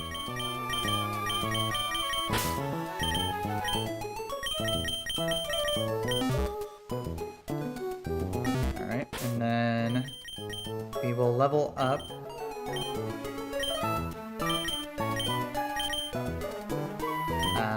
Hydreigon to the cap, Cloyster to the cap, and I guess these two could also as well.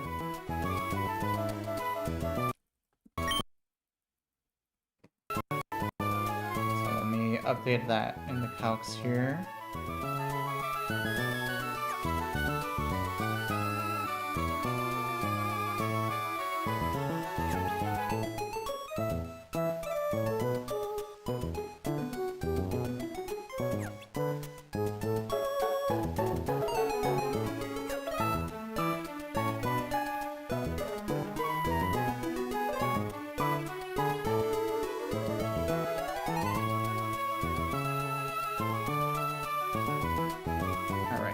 So then for items,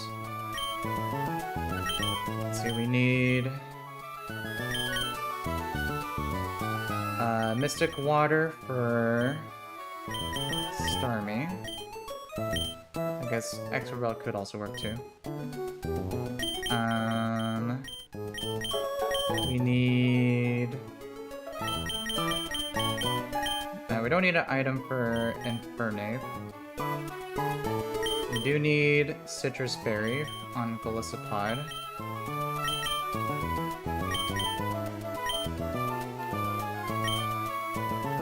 And then we need to get the Choice Band and Choice Specs.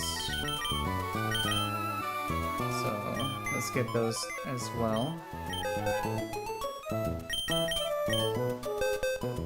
So let's see, who's holding what? Scarf. Right. So let's go with those two items here.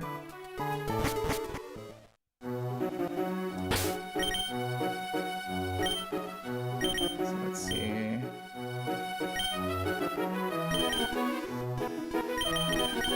Let's go back to Slateport. So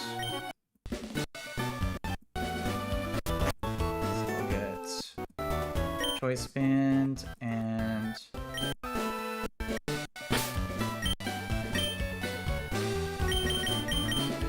give that to Cloyster. And then Choice Specs. Oh.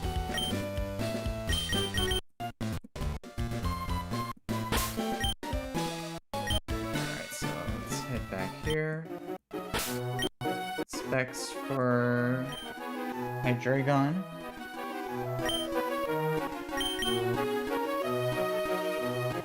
Alright, for pre-damage, we need Hydreigon at 210 to bait Noivern.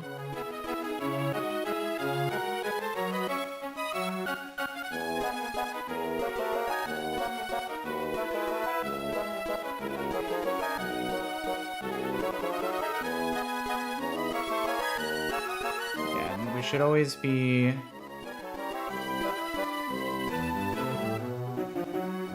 baiting a KO even after a Draco Meteor with Choice Specs, so should never Dragon Rush. So pre-damage.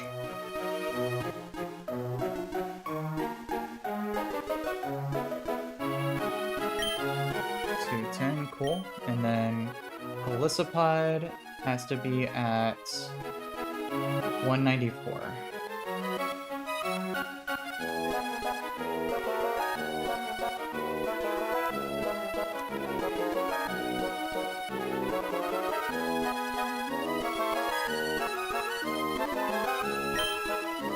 Cool.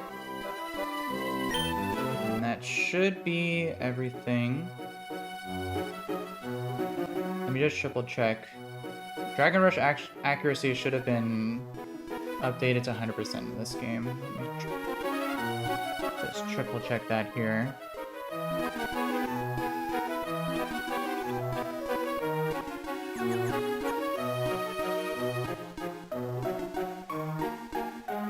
Yeah, Dragon Rush. Oh no, Dragon Rush isn't guaranteed accurate. That's right. No, it's good that I caught that. It's only increased to 85%, so...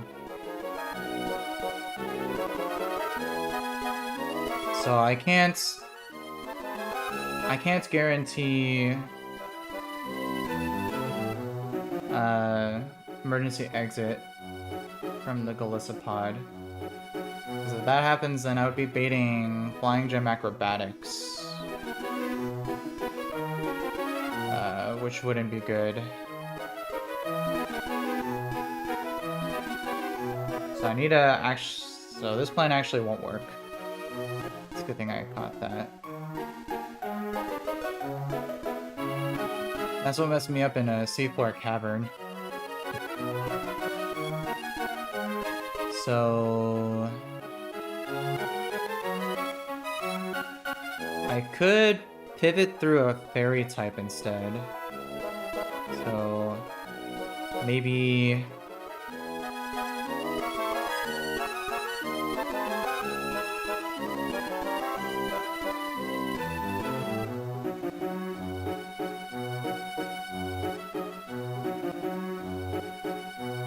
yeah, because I can't... with this team, I can't really swap anything on an acrobatics.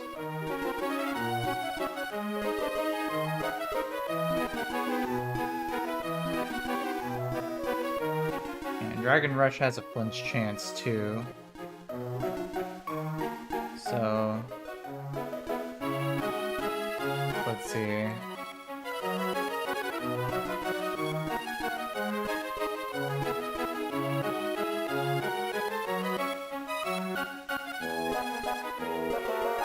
I could go...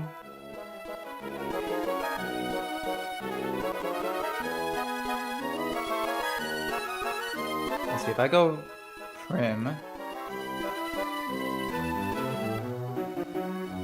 would bait in acrobatics.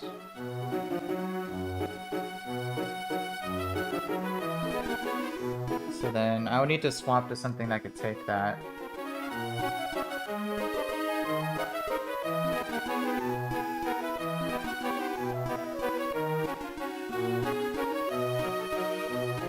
Or... if I swap to something to bait Heat Wave, that could be... because I could swap to Dragapult on Heat Wave and KO with Draco Meteor.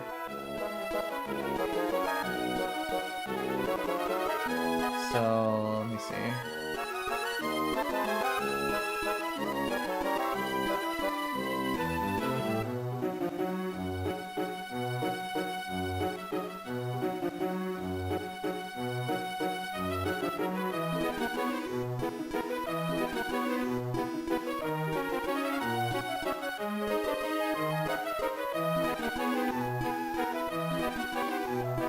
So maybe I could swap to,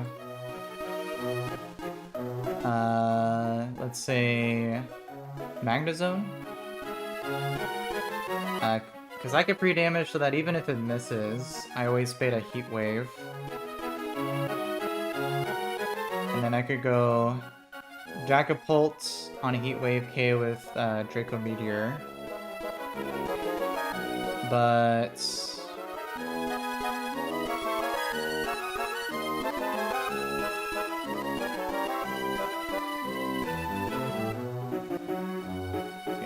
oh yeah, and I think Hitmontop... Dragapult should always bait Hitmontop because it's the first thing that sees a slow KO, so it should never be Crocodile. should always be Hitmontop triple axle. So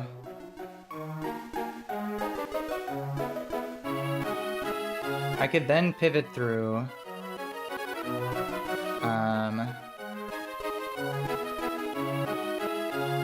Cloister and go, let's see.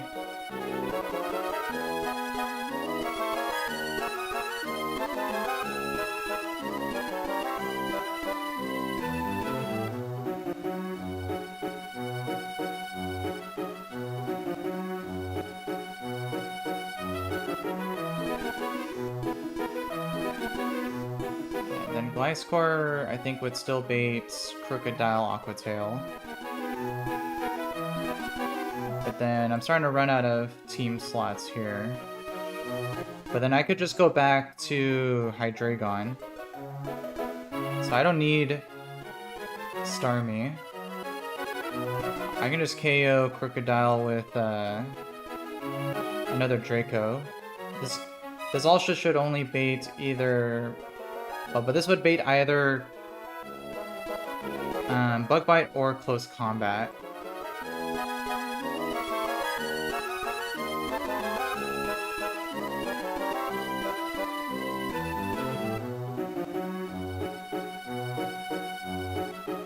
I would have to do another pivot to avoid.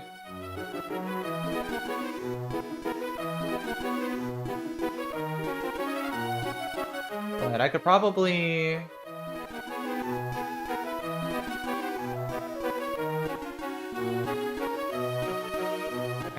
pivot through Gliscor.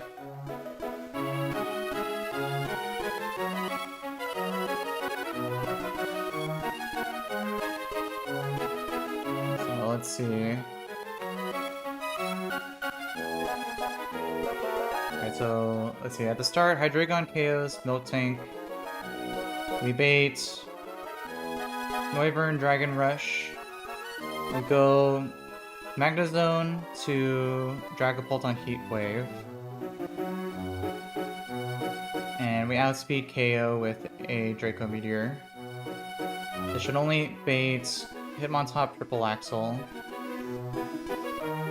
We pivot through Cloyster to bait Close Combat.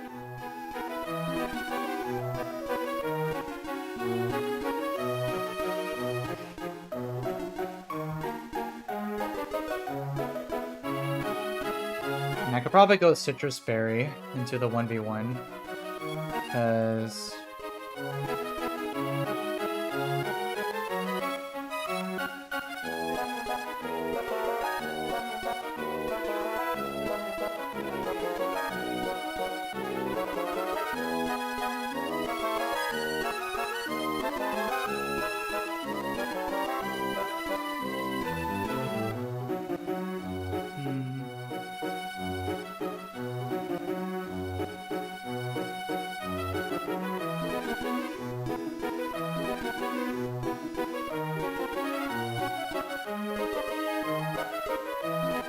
Let's see, if I go...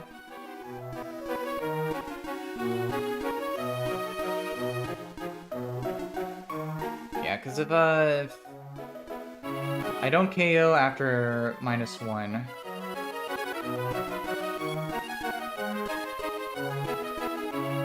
So let me see. I do KO without an item.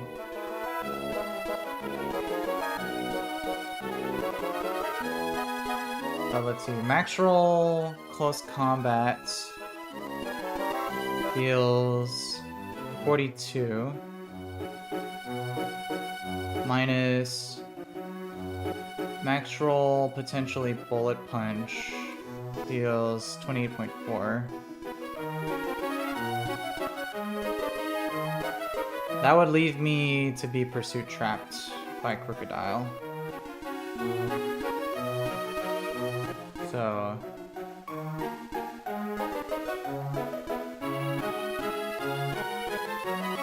yeah, and I can't risk Gliscor. So...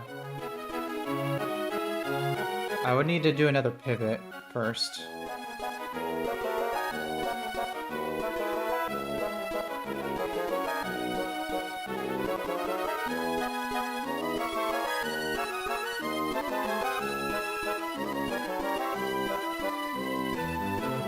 Let's see.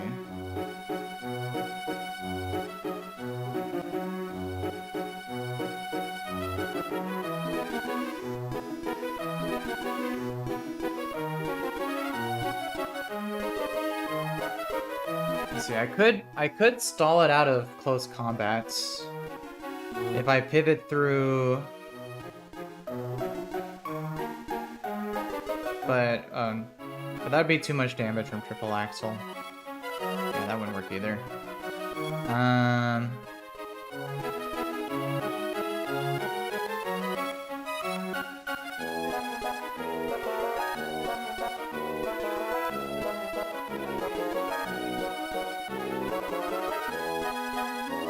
Let's see.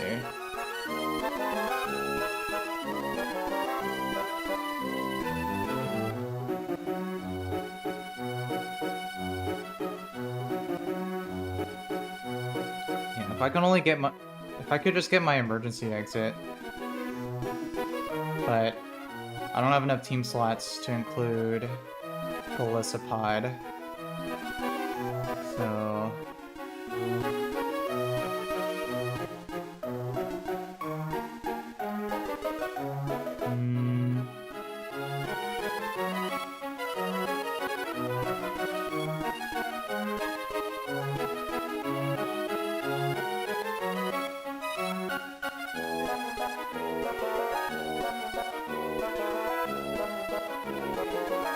let's see.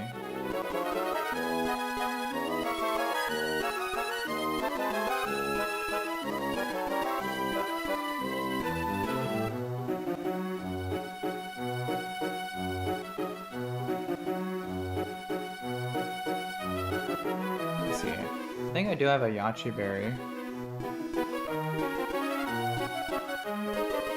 no, that wouldn't. I don't think that would work either.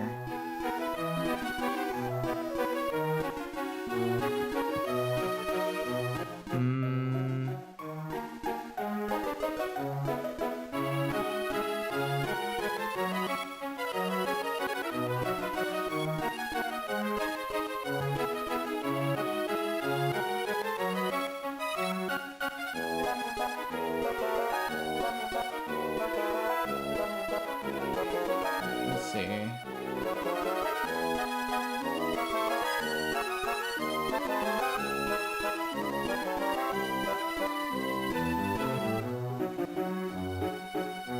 Gliscor is still my best matchup against this, but I can't take too much damage. So...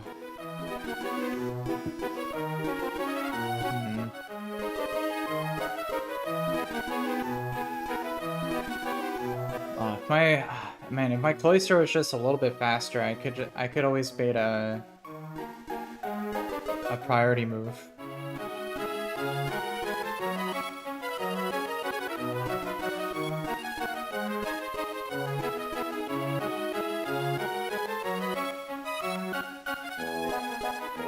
Let me go you, KO. Bait you.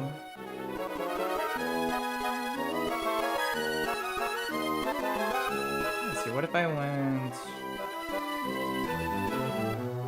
What if I went... Thunderous? Because... with Focus Blast still taught, I would bait fast KO against the Crocodile. Which means it would most likely just be Stone Edge from Mudsdale. Which means I could pivot back through Magnezone into Cloyster for the KO. This would bait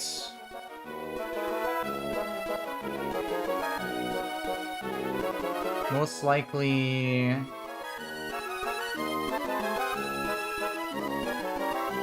I guess it could be close combat Caesar. Let's see.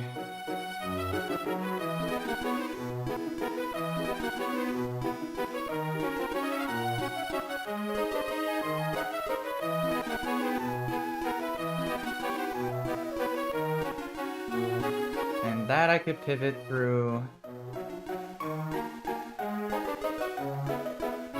Dragapult to bait a Bullet Punch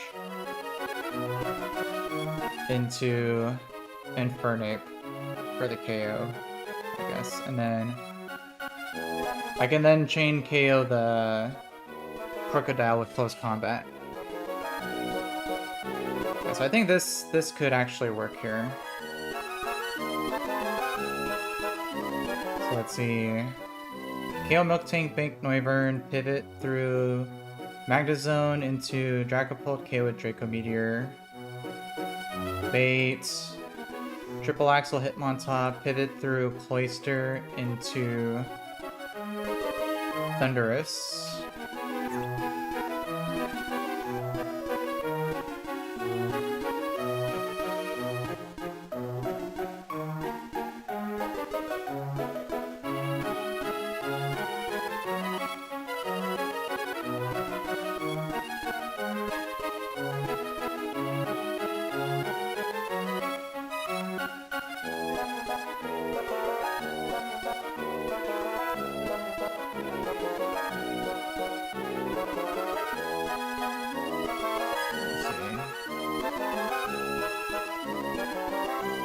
Thundurus does take quite a bit though from close combat. Let me see something. Let's see, we should always live double crit, but then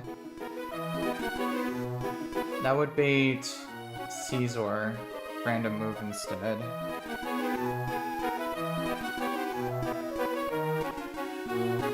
I mean, if that happens, I guess I could. Well, oh, actually, if I'm faster, that would then guarantee bait's Bullet Punch. So then I could still pivot to Infernape.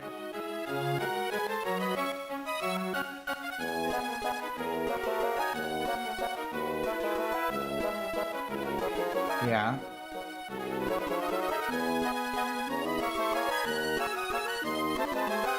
And then if anything goes wrong, if we get crit one too many times, we could always sack either Cloyster or Magnezone.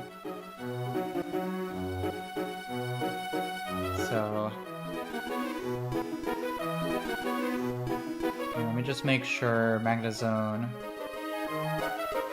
Let's see. 54.5 minus Max Roll Dragon Rush crit from Noivern deals 27.2.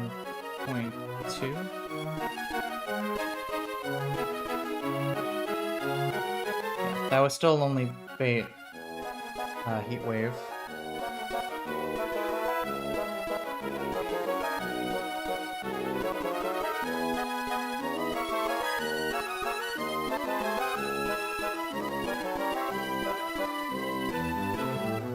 So go to you.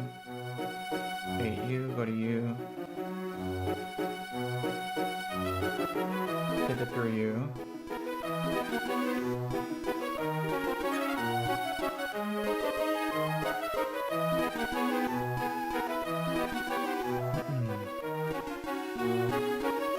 And we could kind of roll with it from there.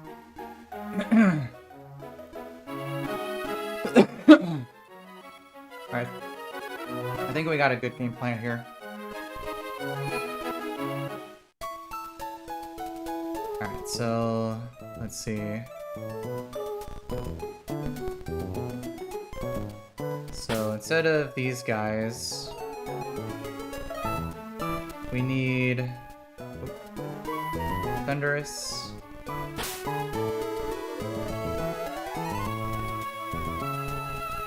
And we need Magnezone.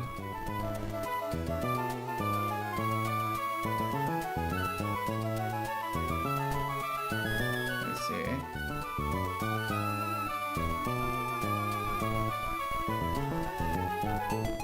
So where's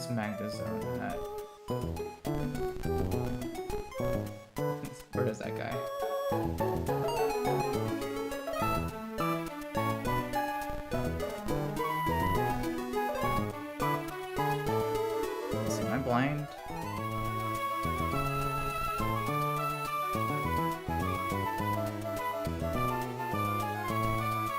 I shouldn't be dead. Oh, there he is. I am blind. Yeah, so... no Glycopod for this one. Oh yeah, and then we also need... Dragapults. Instead of Starmie. Alright, and then... let's see.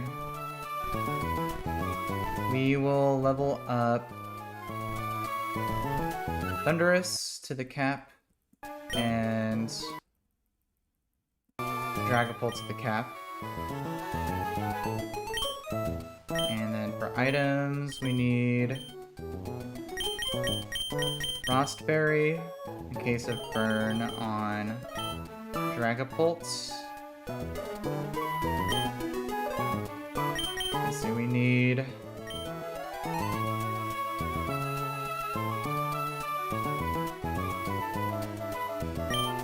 no item for Thundurus.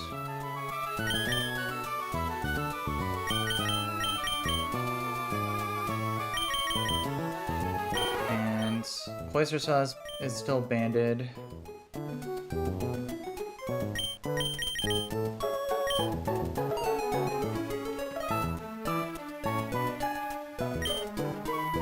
Alright, so, and then for pre-damage, Magnezone should be at,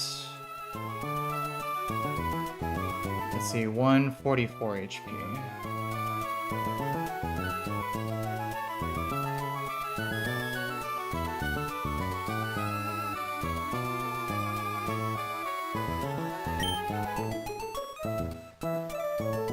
Cool.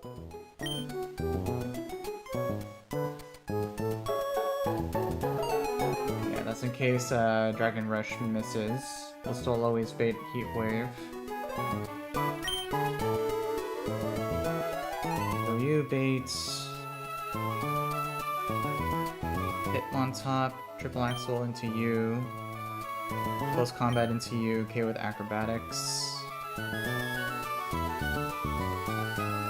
And then we can kind of just pivot from there depending on how much HP Thundurus has. It could be either potentially Caesar or Mudsdale. Most likely Mudsdale, Stone Edge.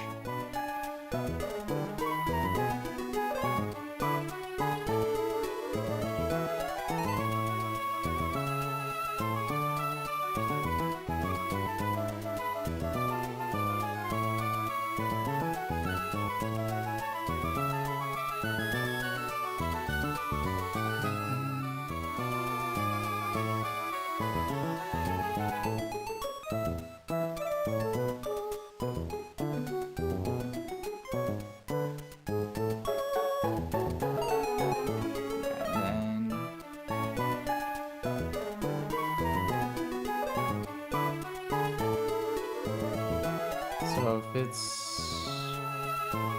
Mudsdale, pivot through Magnezone into Cloyster on an Earthquake, hit with Icicle Spear, bait most likely Crocodile. Could also be Close Combat Caesar. If it's Close Combat Caesar, we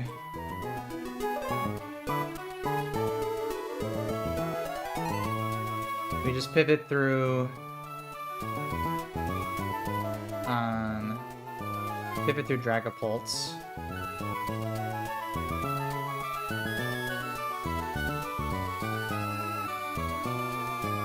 And then we can chain KO the Infernape, yeah.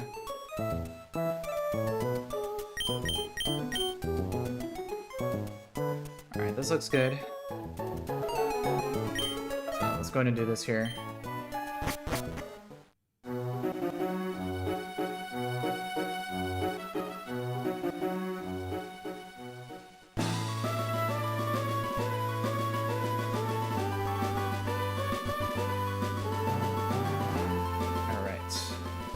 Just 2 more optionals left, and then we'll be on our way to the Elite Four.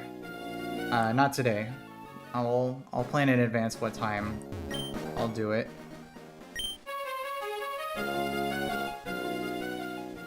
Alright, so let's see. We have a flying mon. Yeah. So we can fly out if needed.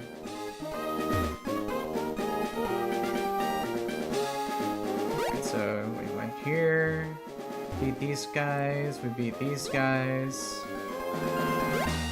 So now we go this way, and we face this guy. So let me save.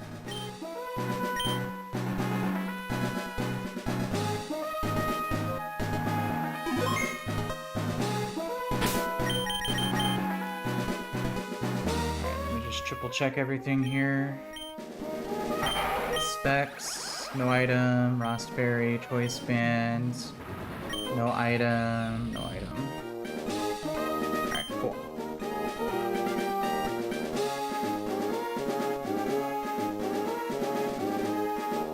See, I guess I could give Infernape a Citrus Berry just in case I swap in on a Bullet Punch, because even if I swap in on a Bug Bite, that doesn't really matter. The Caesar would still be at full health. So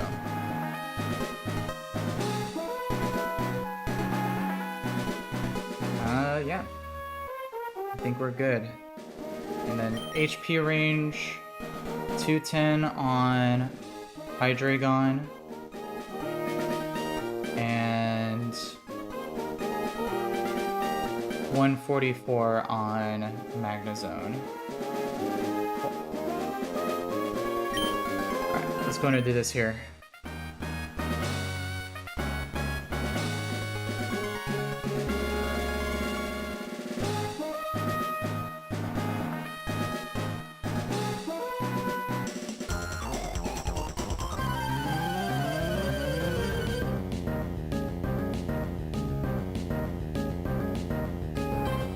Black Belt Hawk. Alright, so this guy, just a single battle. He leads off a Miltank though, that has Scrappy, with a Chople Berry, so you can't one-shot it with a fighting move. However, Choice Specs Draco Meteor can always outspeed and one-tap this Miltank here, so we'll start with that.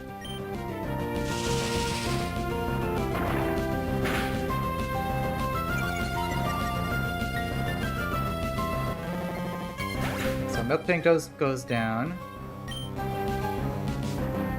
This should always bring in Noivern.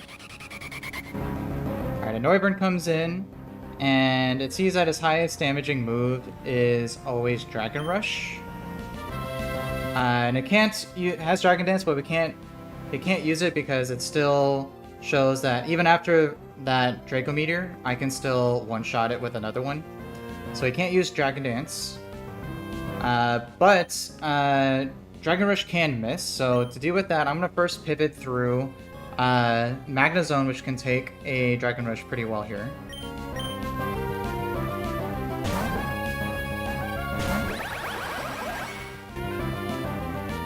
Yep, so that's exactly what I encountered for. I was originally going to use Golisopod, but it's for that exact reason why I couldn't do that. So, but I pre-damaged in case it still missed, so now it always sees a KO with Heat Wave. So from that, I'm going to swap to my Dragapult, who is holding a Rostberry in case of burn.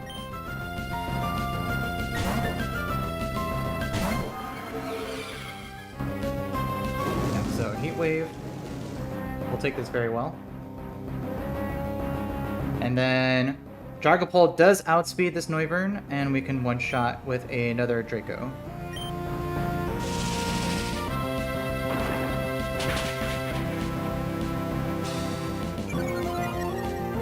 Alright, so Noivern goes down. And And this should always bring in Hitmontop next. Perfect. Yeah, because Hitmontop comes in because it sees that it could always KO my Dragapult with Triple Axle. So, to deal with that, we're going to first pivot through Cloyster to take the incoming Triple Axle here.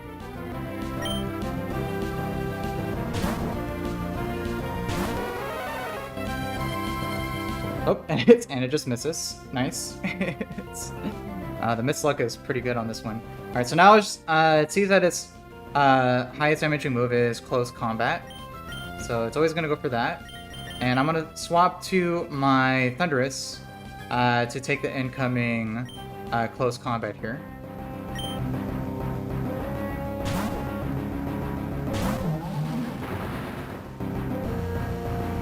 Yeah, so Close Combat. We'll take it pretty well. And then now we can just simply outspeed and go for a Acrobatics as he goes for either a Mach Punch or Bullet Punch. Yep, just like that.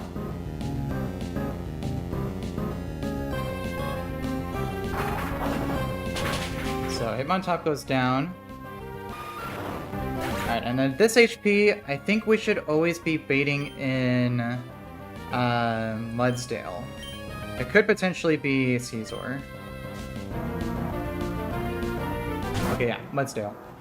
Yeah, we're outside of killing ranges from Caesar, so this was the most likely line because Mudsdale comes in and sees that it can always KO my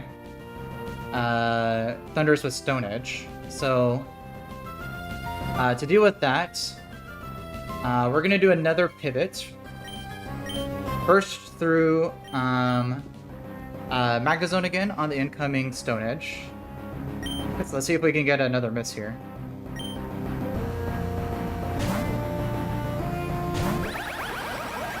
Let's see, Stone Edge. Okay, so I hit that one. Perfectly fine. Alright, so now it always sees a KO with only Earthquake. So now I'm going to swap back to Cloyster, who can take the Earthquake here pretty well.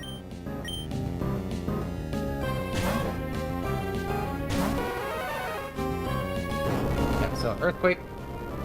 Ideally we don't see a crit here. Nice. Alright, and this is... So Cloyster comes in and outspeeds, and with a Choice Band, we can always one-shot with an Skill Link Icicle Spear.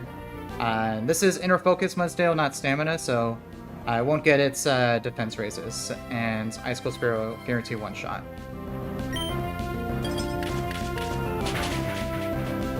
Oh, there's a crit.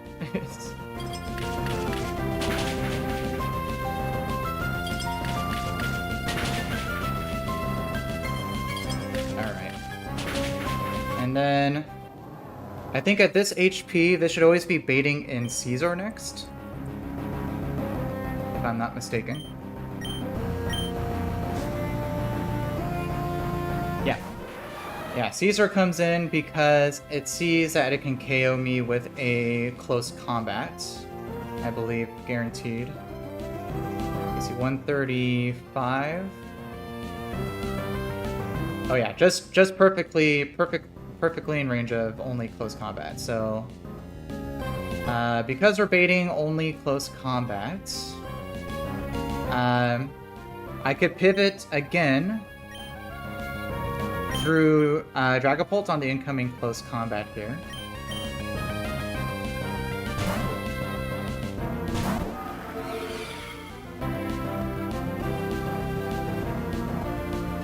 And now Caesar could either go for Bullet Punch or set up a Swords Dance, either of which is perfectly fine.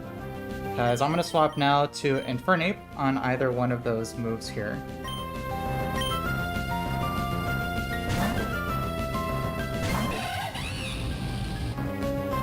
Yep, so there's a Bullet Punch. Jim Apostle, what's up in the chat, bro? Appreciate you dropping in. Hope you're enjoying your day today.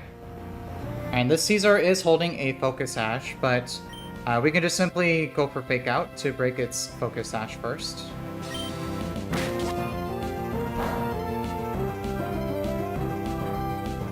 And then with the Sash broken, we can outspeed and KO with Overheat as he goes for another priority move. Yeah.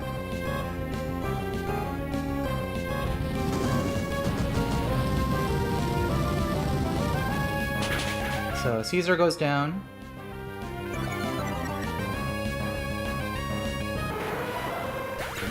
And then this should just leave a... what's its face? Crocodile, which simply just gets outsped and one-tapped with a close combat.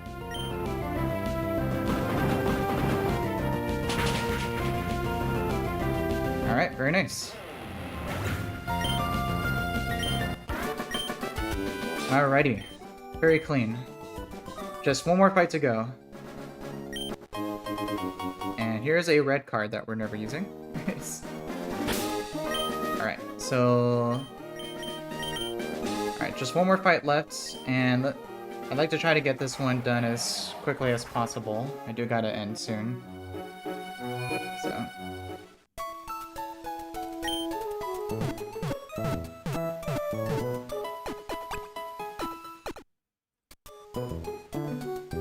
So let's save and prep for this final fight here.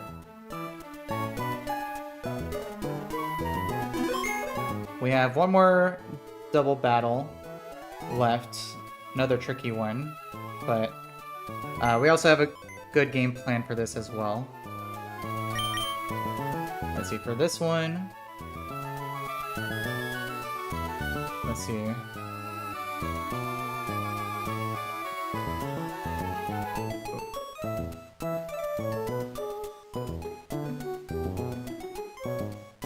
There we go. Let's see. Let me turn on the AP in here, it's getting a little warm.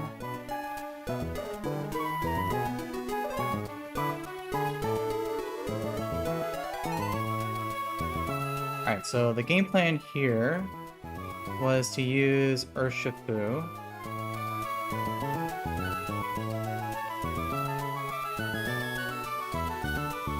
Let's see. Where's that guy at?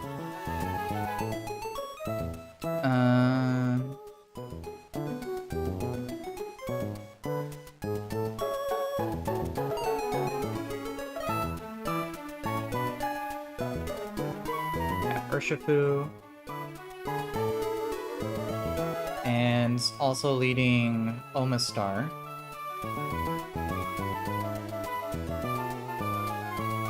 Yeah, for this.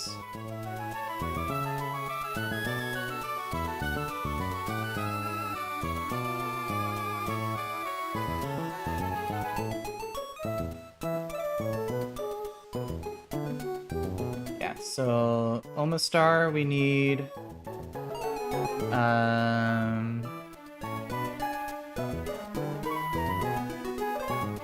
we need Electrode.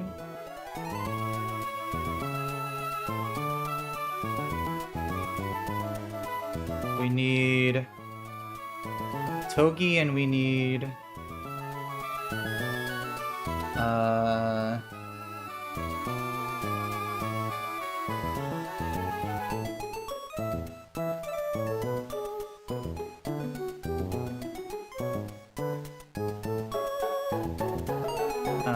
Latias, I guess.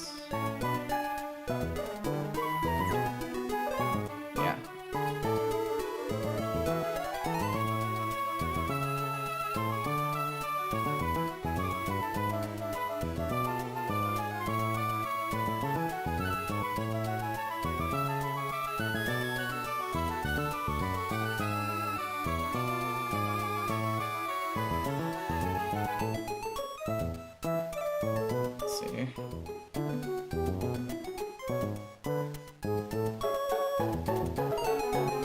I could also use Dragapult too, I guess.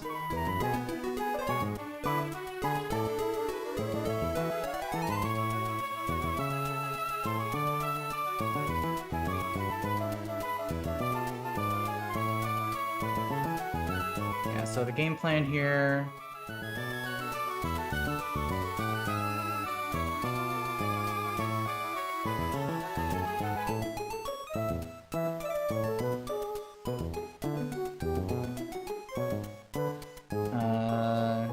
we're using Omastar as bait for both the Frostlass and the Electric Silvally to free us up to be able to KO chain the Frostlass side with Urshifu.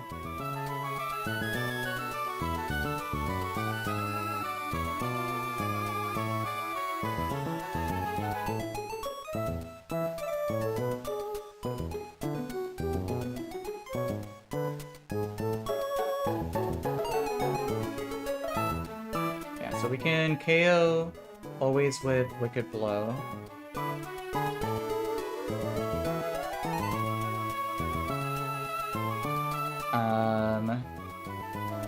And we can hold a Mental Herb to help us from the Cursed Body.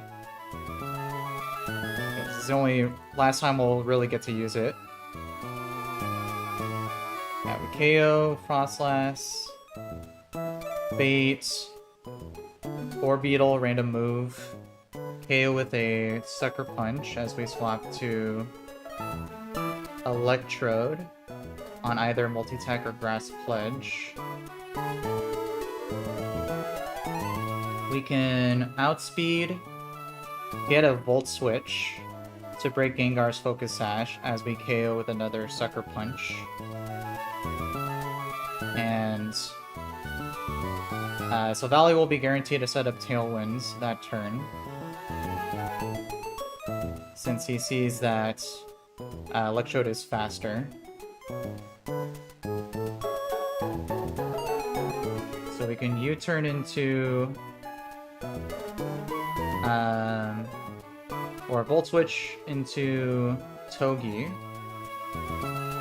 to fake out, go for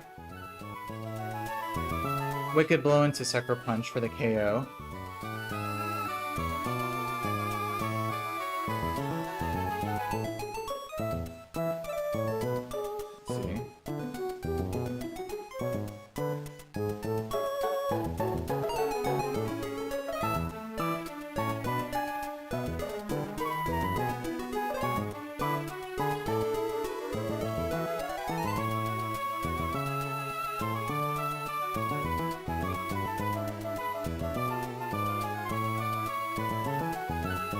Let's see.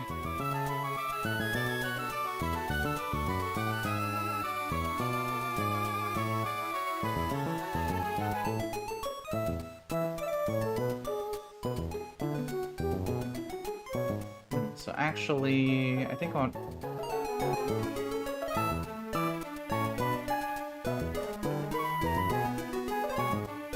Let's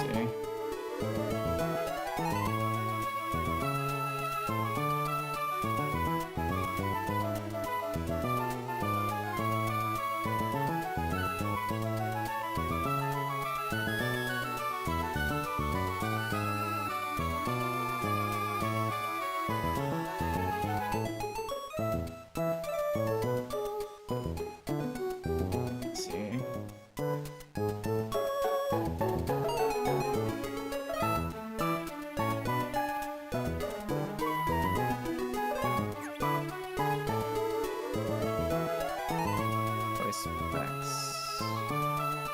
Or, let me see, Life Orb.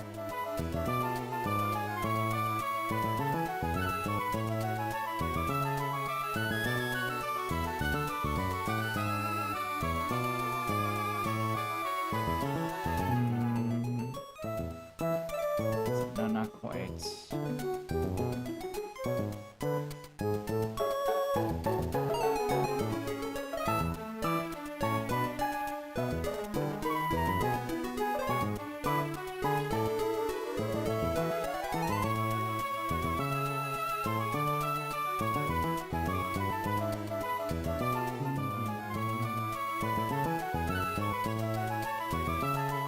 Starmie.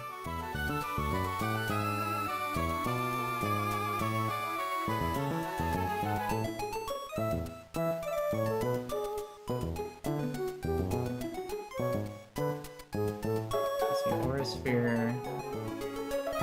Oh, I think we could use Mega Zam for this. Let me see.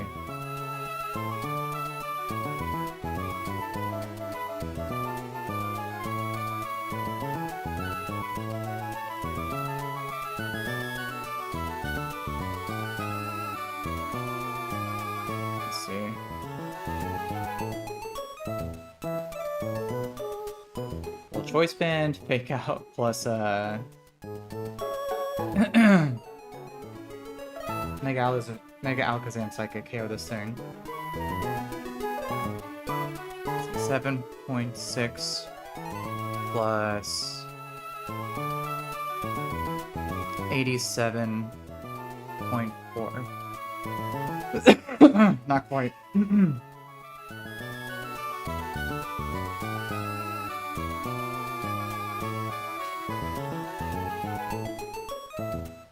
Let's see.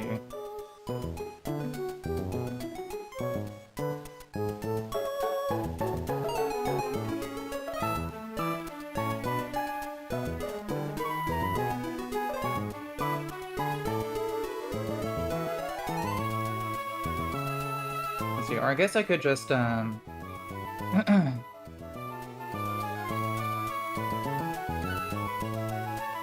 could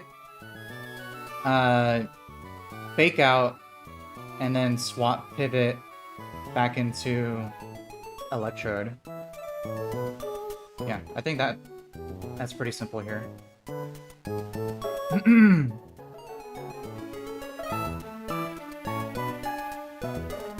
And let's use Infernape instead of Sneasler. No need to risk her.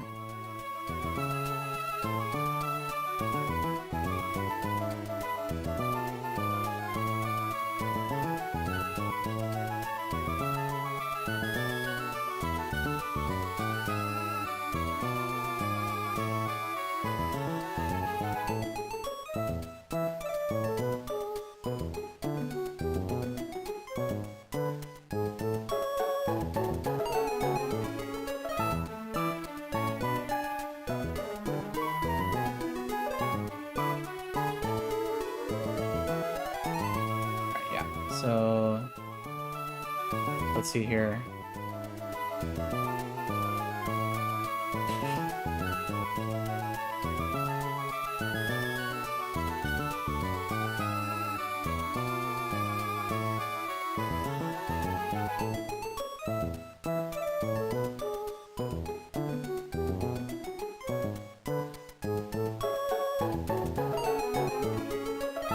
Yeah, so we need Urshifu, slot 1. We need Omastar, slot 2. We need Electrode. We need Togi. And we need Alakazam.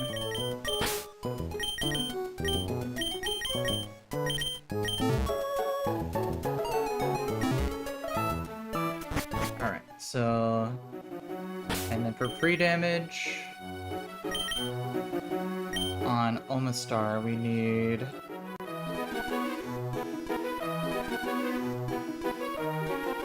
looks like 123 HP.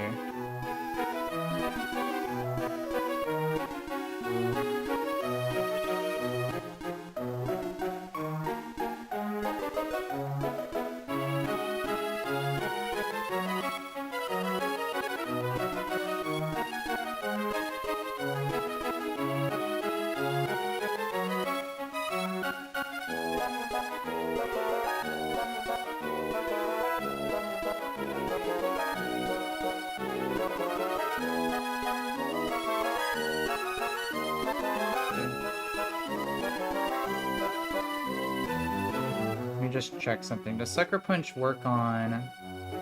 Oh, and I need to use Wicked Blow.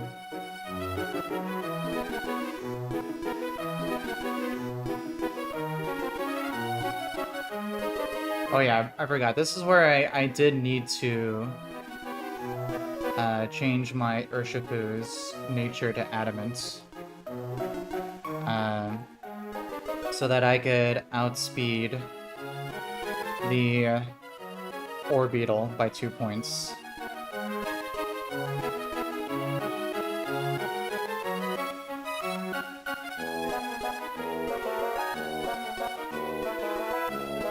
Yeah, so let me do that as well. Yeah, right now we have 11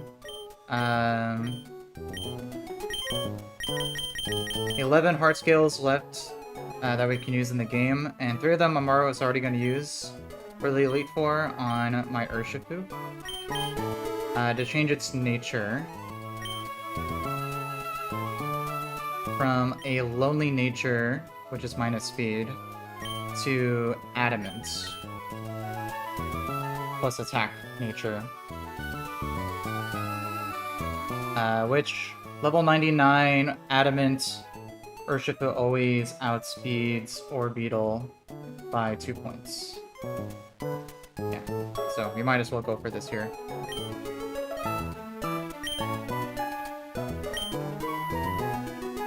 Alright, Urshifu is now adamant.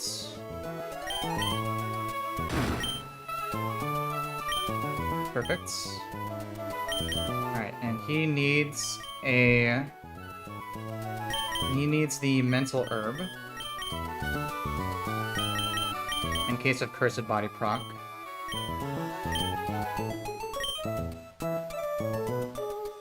We need... Let's see, so again...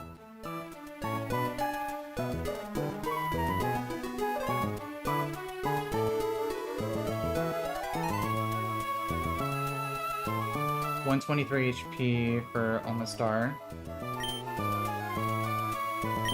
at level 95. You can just check his HP, or his XP, rather.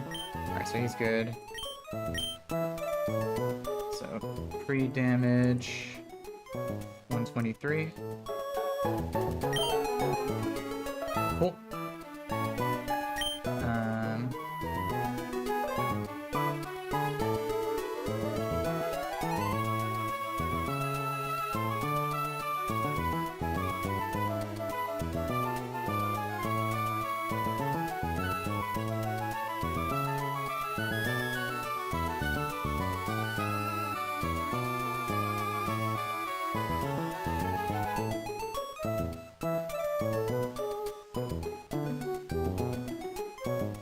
As always, Urshifu slot 1, Omastar slot 2.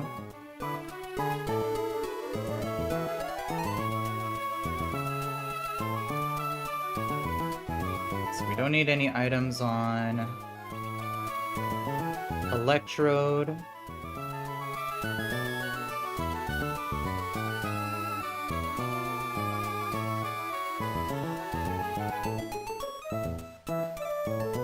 Don't need any items on Togi.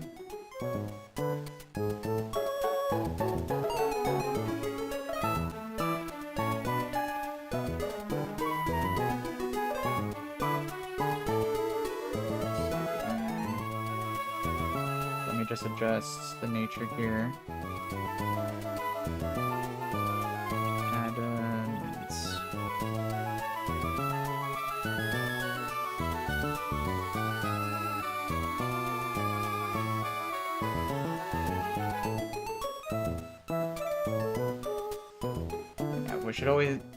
Urshifu should always bait Coma O.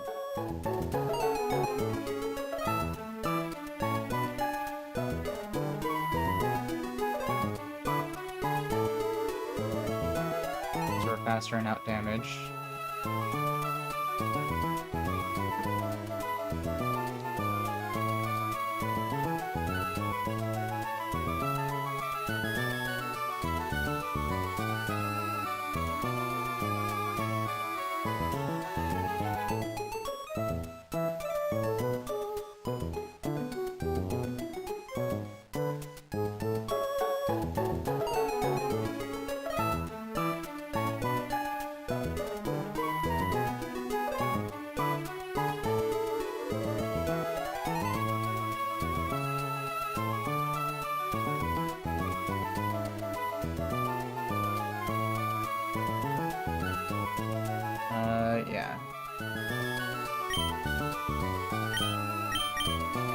Don't believe we need any other items here.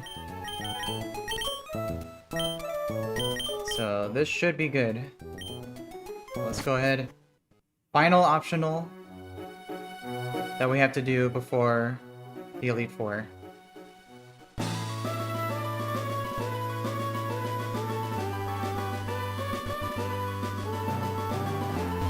Let's see here. So we went all the way down this way.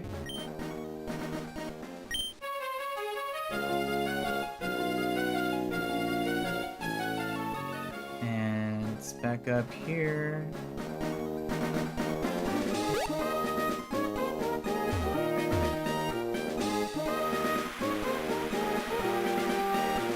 So we beat these two. Oh, why is it raining here? It should not be raining.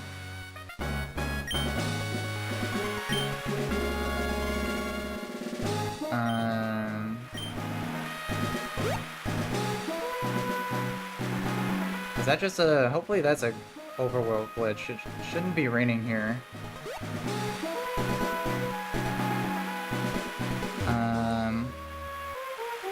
Here, hold on, let me save and reset.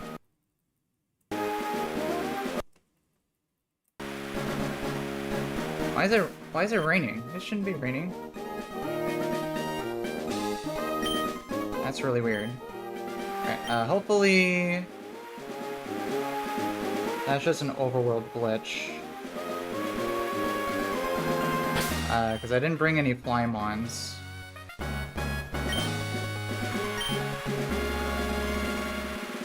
Let's see. I mean, I don't think it raining would change anything. I don't believe. That's really weird. I think it's because I ran in and out of the area where the Mega Caesar fight is, and it is raining there. But I don't think anything should be different, even if it was raining, because no one has a... none of these ones have water-type moves.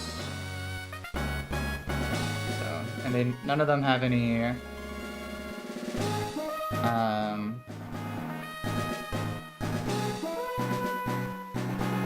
water, like swift swim abilities or anything like that, so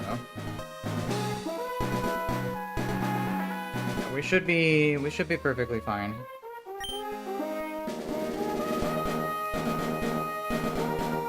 Let's see.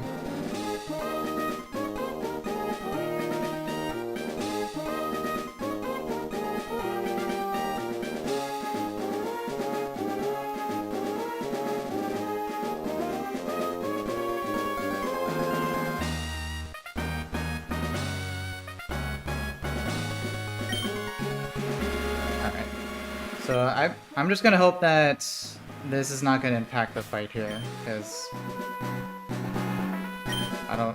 would not. I mean, like I said, it shouldn't affect anything, but that is really weird.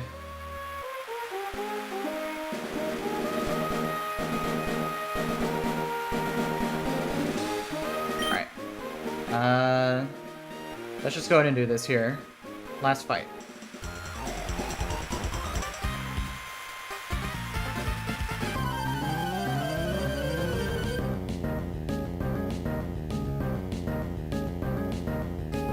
Alright, guitarist Fernando and Jasmine.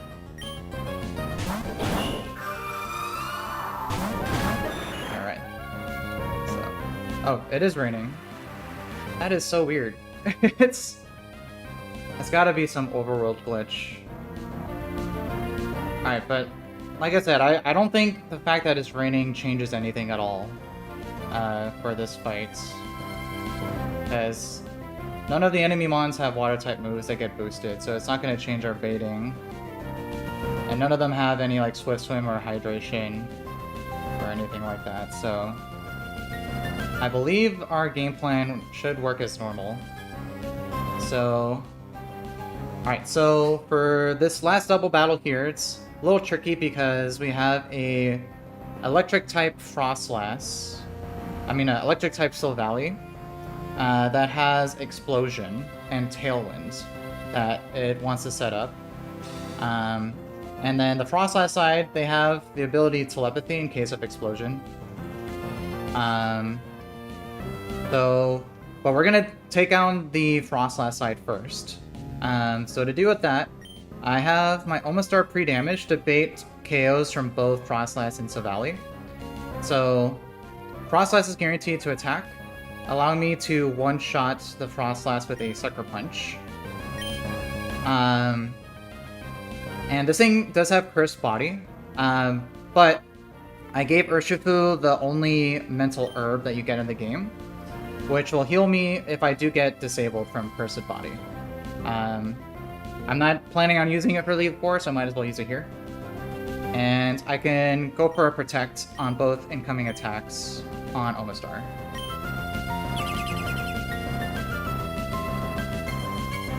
So Sucker Punch. Frostlass goes down.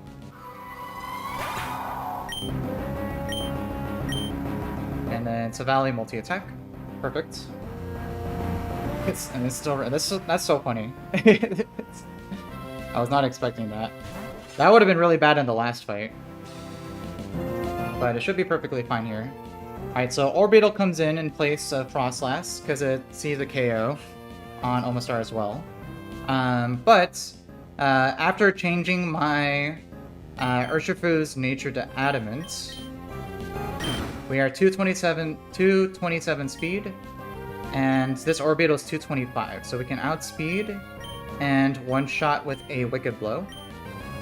And we will swap Omastar into my Electrode on either the multi-attack or Grass Pledge from the Silvally here.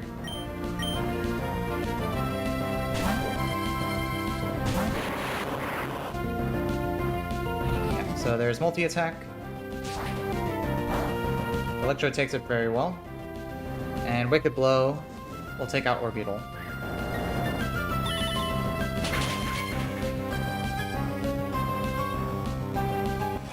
Alright. And then this just leaves a Gengar on the left side.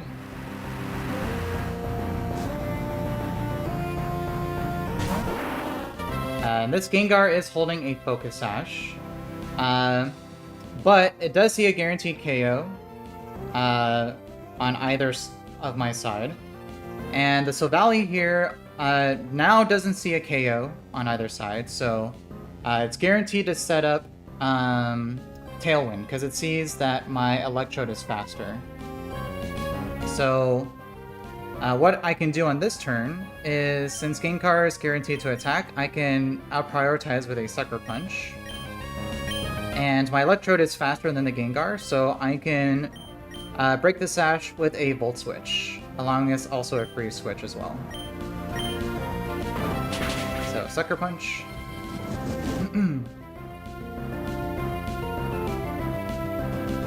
And Volt Switch gets the KO. And we will Volt Switch into my Togedemaru. And then we should see Tailwind set up for Silvally here.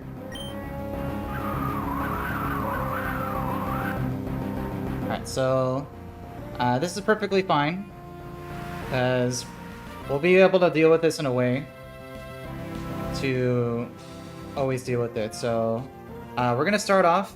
Silvally is guaranteed to attack. So we can chip it with a Wicked Blow, which will always bring it in range of a Sucker Punch KO after. And allow us to burn a turn of Tailwind as well. So we'll Wicked Blow, and we will Fake Out to prevent Silvally from attacking this turn.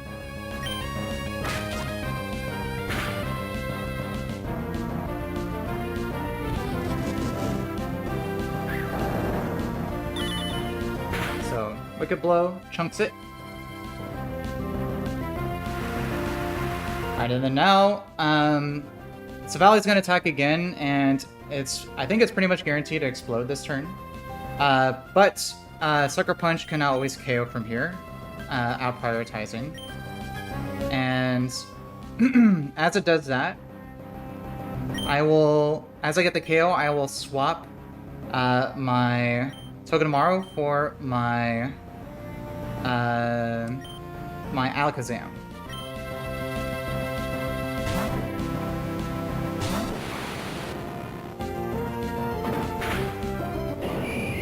So it goes down here.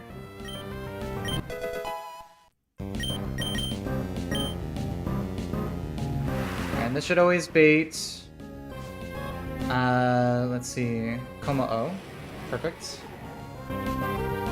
And then Como-O here.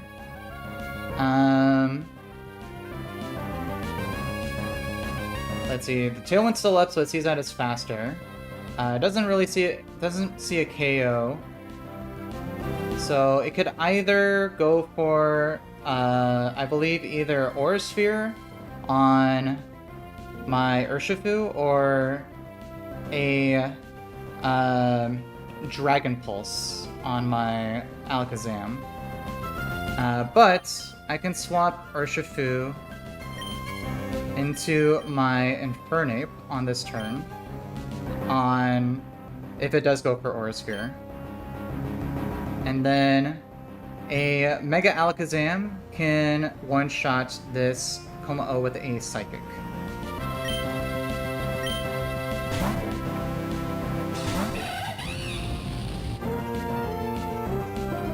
So, get a chance to show off Mega Alakazam.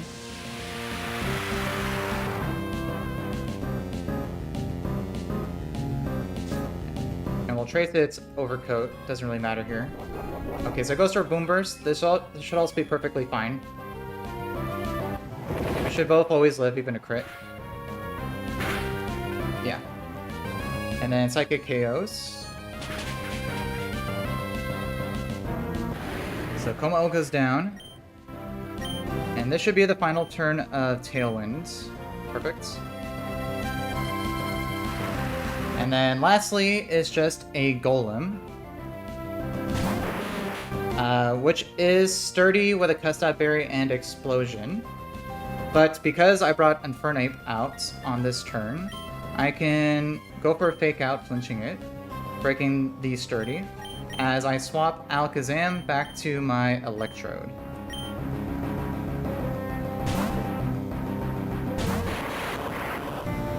So we Fake Out, breaks the sturdy.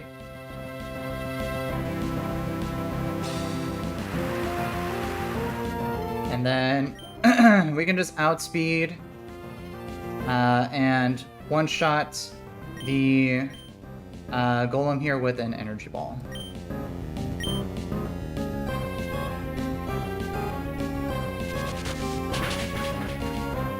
Alright, there we go. And that is all the optionals completed that we were planning on doing.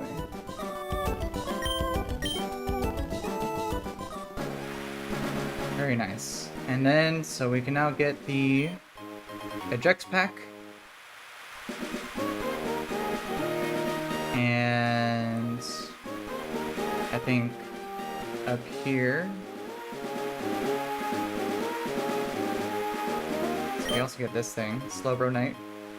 Doesn't matter, we don't have a Slowbro. And here. Eject button. Cool.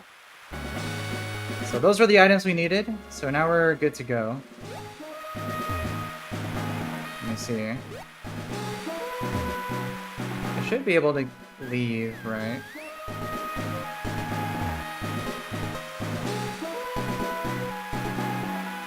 Yeah, I think I could go this way?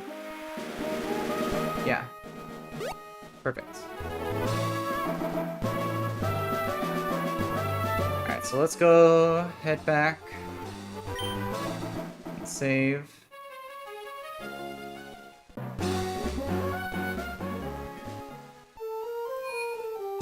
Alrighty. Very, very nice. Very glad to be able to get those done today. So now all that's left is the Elite Four. So like I said, I'll plan a time and I'll schedule when I'm gonna do that, because I want to look over my notes one last time. But yeah, I'll post the time when I do it. So really appreciate anyone who watched, and I'll see everyone when I do the Elite Four and see if we could actually beat our Nuzlocke attempt here. So very excited. But I hope everyone has a great rest of their weekend, and I will see everyone next time.